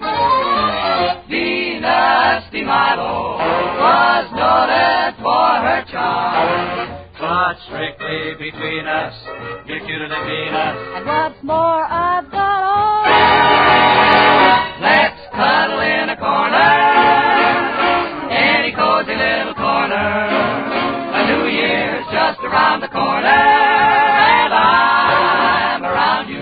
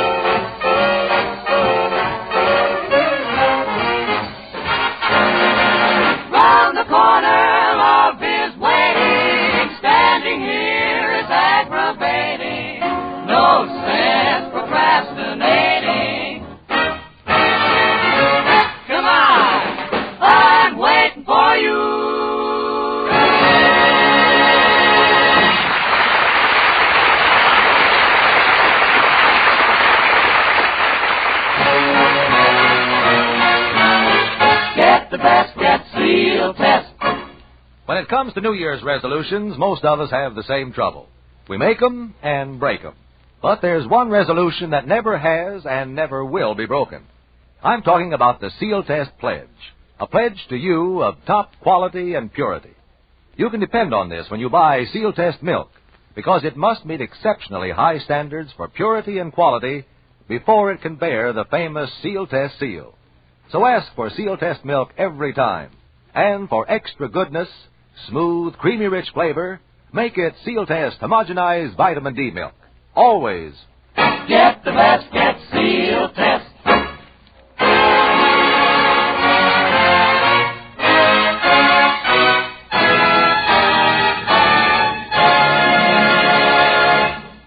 There are certain words that are synonymous to the word theater, such as glamorous, exciting, thrilling. But I can think of only one word that for years has embodied all these adjectives, and that word is Barrymore. And here he is, Mr. Lionel Barrymore.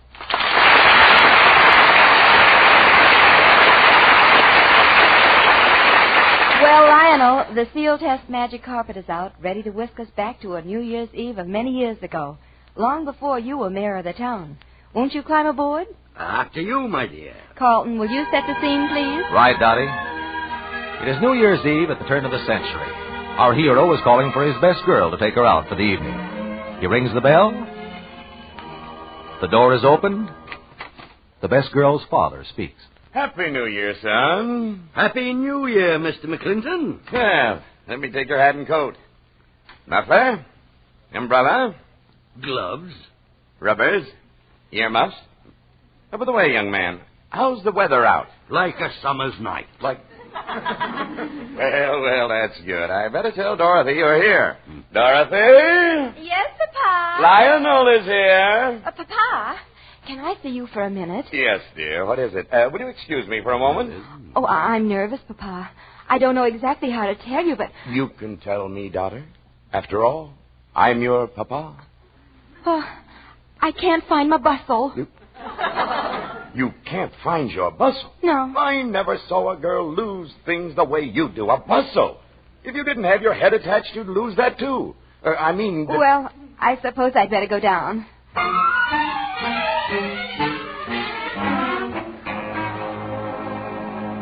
Lionel, good evening. Good evening, Dorothy. May I offer you a drink, Lionel?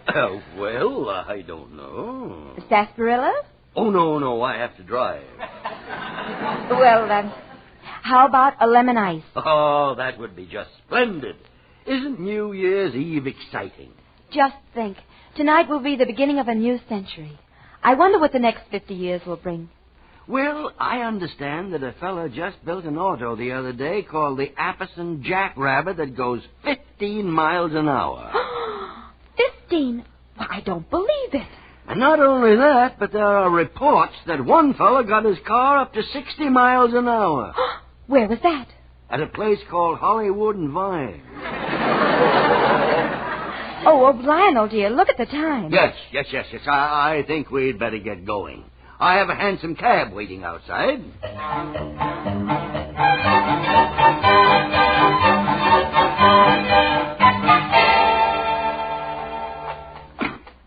Are we really going to Reisenweber's, Lionel? Yes, my dear, yes.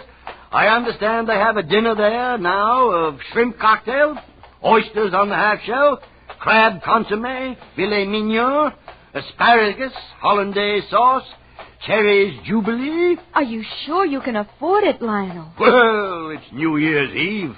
And what good is a man if he can't spend 65 cents? Oh, there's Reisenweber's now. Driver, here we are. Yes, sir. Whoa, McKinley. Here you are, driver. 50 cents. Oh, thank you, sir. And here's your change. Keep it. Buy yourself a drink. Oh, I'm sorry, sir, but I don't drink. Well, then buy your horse a drink. Sorry, but he's on the wagon, too.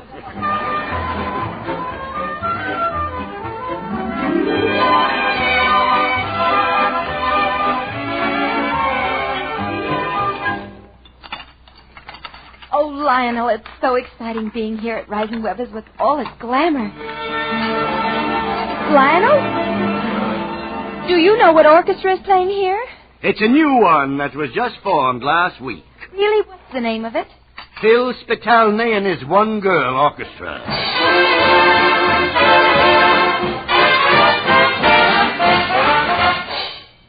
Oh, isn't it fascinating to think that we're sitting here and it's almost 1901? Yeah. That in 50 years from now, our parts will be played by Betty Grable and Dan Daly. It's almost 12. In just a minute, it'll be New Year.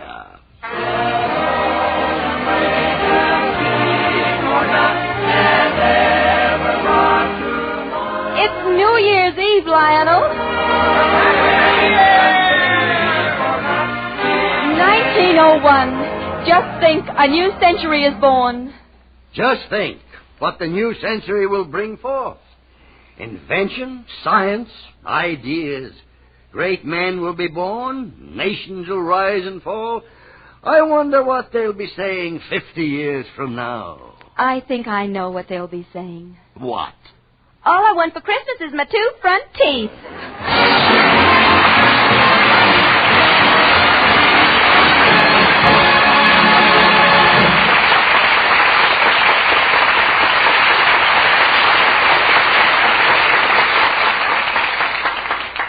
For years, folks all over the world have been singing Auld Lang Syne when they want to bid farewell to the old year. Well, there's another word which not only means goodbye, but also hello. And so, in farewell to 1948, and in greeting to 1948-49, I can think of no song more fitting than Aloha, oh, aloha. thou charming one who dwells among the bowers. One fond embrace before we now depart, until we meet again. Donnie, honey, thanks so much for having me over. It was an awful lot of fun. And before I go, let me wish you and everybody a very happy New Year. Thanks, Gary. Please come back again soon, and Happy New Year. You know, Dorothy, I've seen a lot of years come and go, and I've heard a lot of people saying the world is going to pot. Well, most of those people are gone, but the old world is still spinning, except for some growing pains every once in a while. She's getting better all the time. And I got a hunch that 1949's going to be the beginning of a grown-up world filled with grown-up people who are ready to work and live in peace from here on.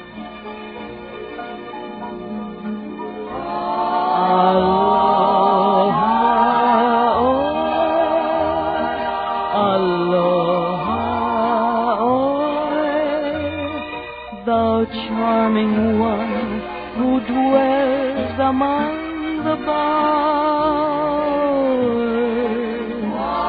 one fond embrace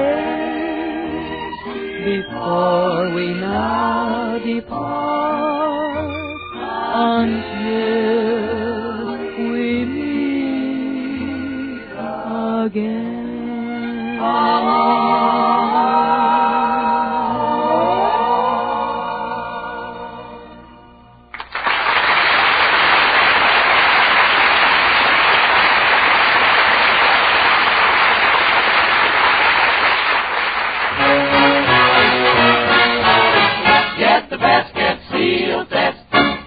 Sealtest brings you season's greetings and some of the best eating you ever enjoyed. For instance, vanilla fudge nut ice cream, a scrumptious dish from Sealtest. Creamy vanilla ice cream chock full of crunchy nuts with ribbons of rich chocolate nut fudge winding all through it. Something different and delicious. Here's another special Sealtest treat, strawberry dessert cakes. Mighty handy because they're individual servings, and mighty tempting, too. A delightful combination of cake with strawberries, covered over with rich Sealtest vanilla ice cream, sprinkled with toasty macaroons, and topped to festive perfection with a dash of real whipped cream. Your family's sure to enjoy Sealtest strawberry dessert cakes. Treat them to Sealtest vanilla fudge nut ice cream, too. And make this resolution for a taste-happy New Year.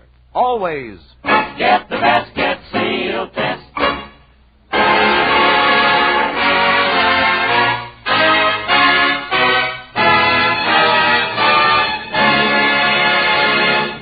And here again is your mistress of ceremonies, Dorothy Lamour.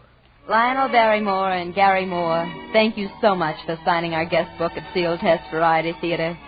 And what better to start the new year than knowing that your appearance tonight contributes to a fine cause, the establishment of the American Federation of Radio Artists Welfare Insurance Fund.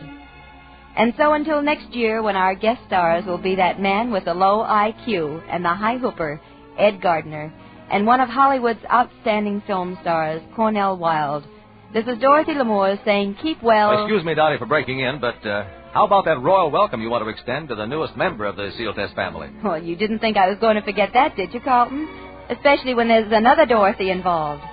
So to my good friend Dorothy Dix, who next week will begin her daytime radio show, Dorothy Dix on the Air, all the gang at the Sealtest Variety Theater would like to say the best of luck in the world, and we'll be listening. And now, until next week, this is Dorothy Lamour saying keep well, keep happy, and keep listening.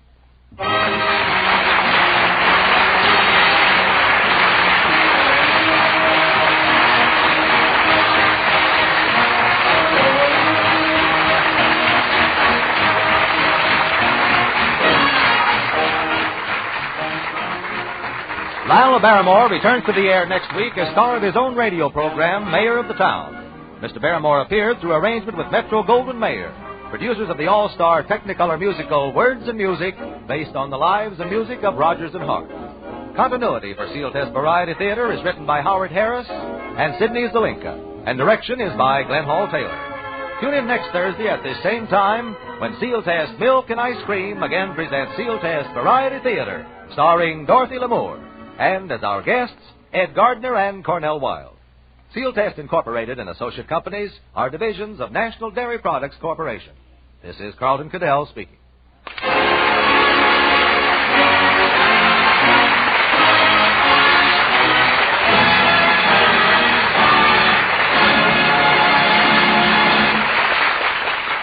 This is NBC, the national broadcasting company.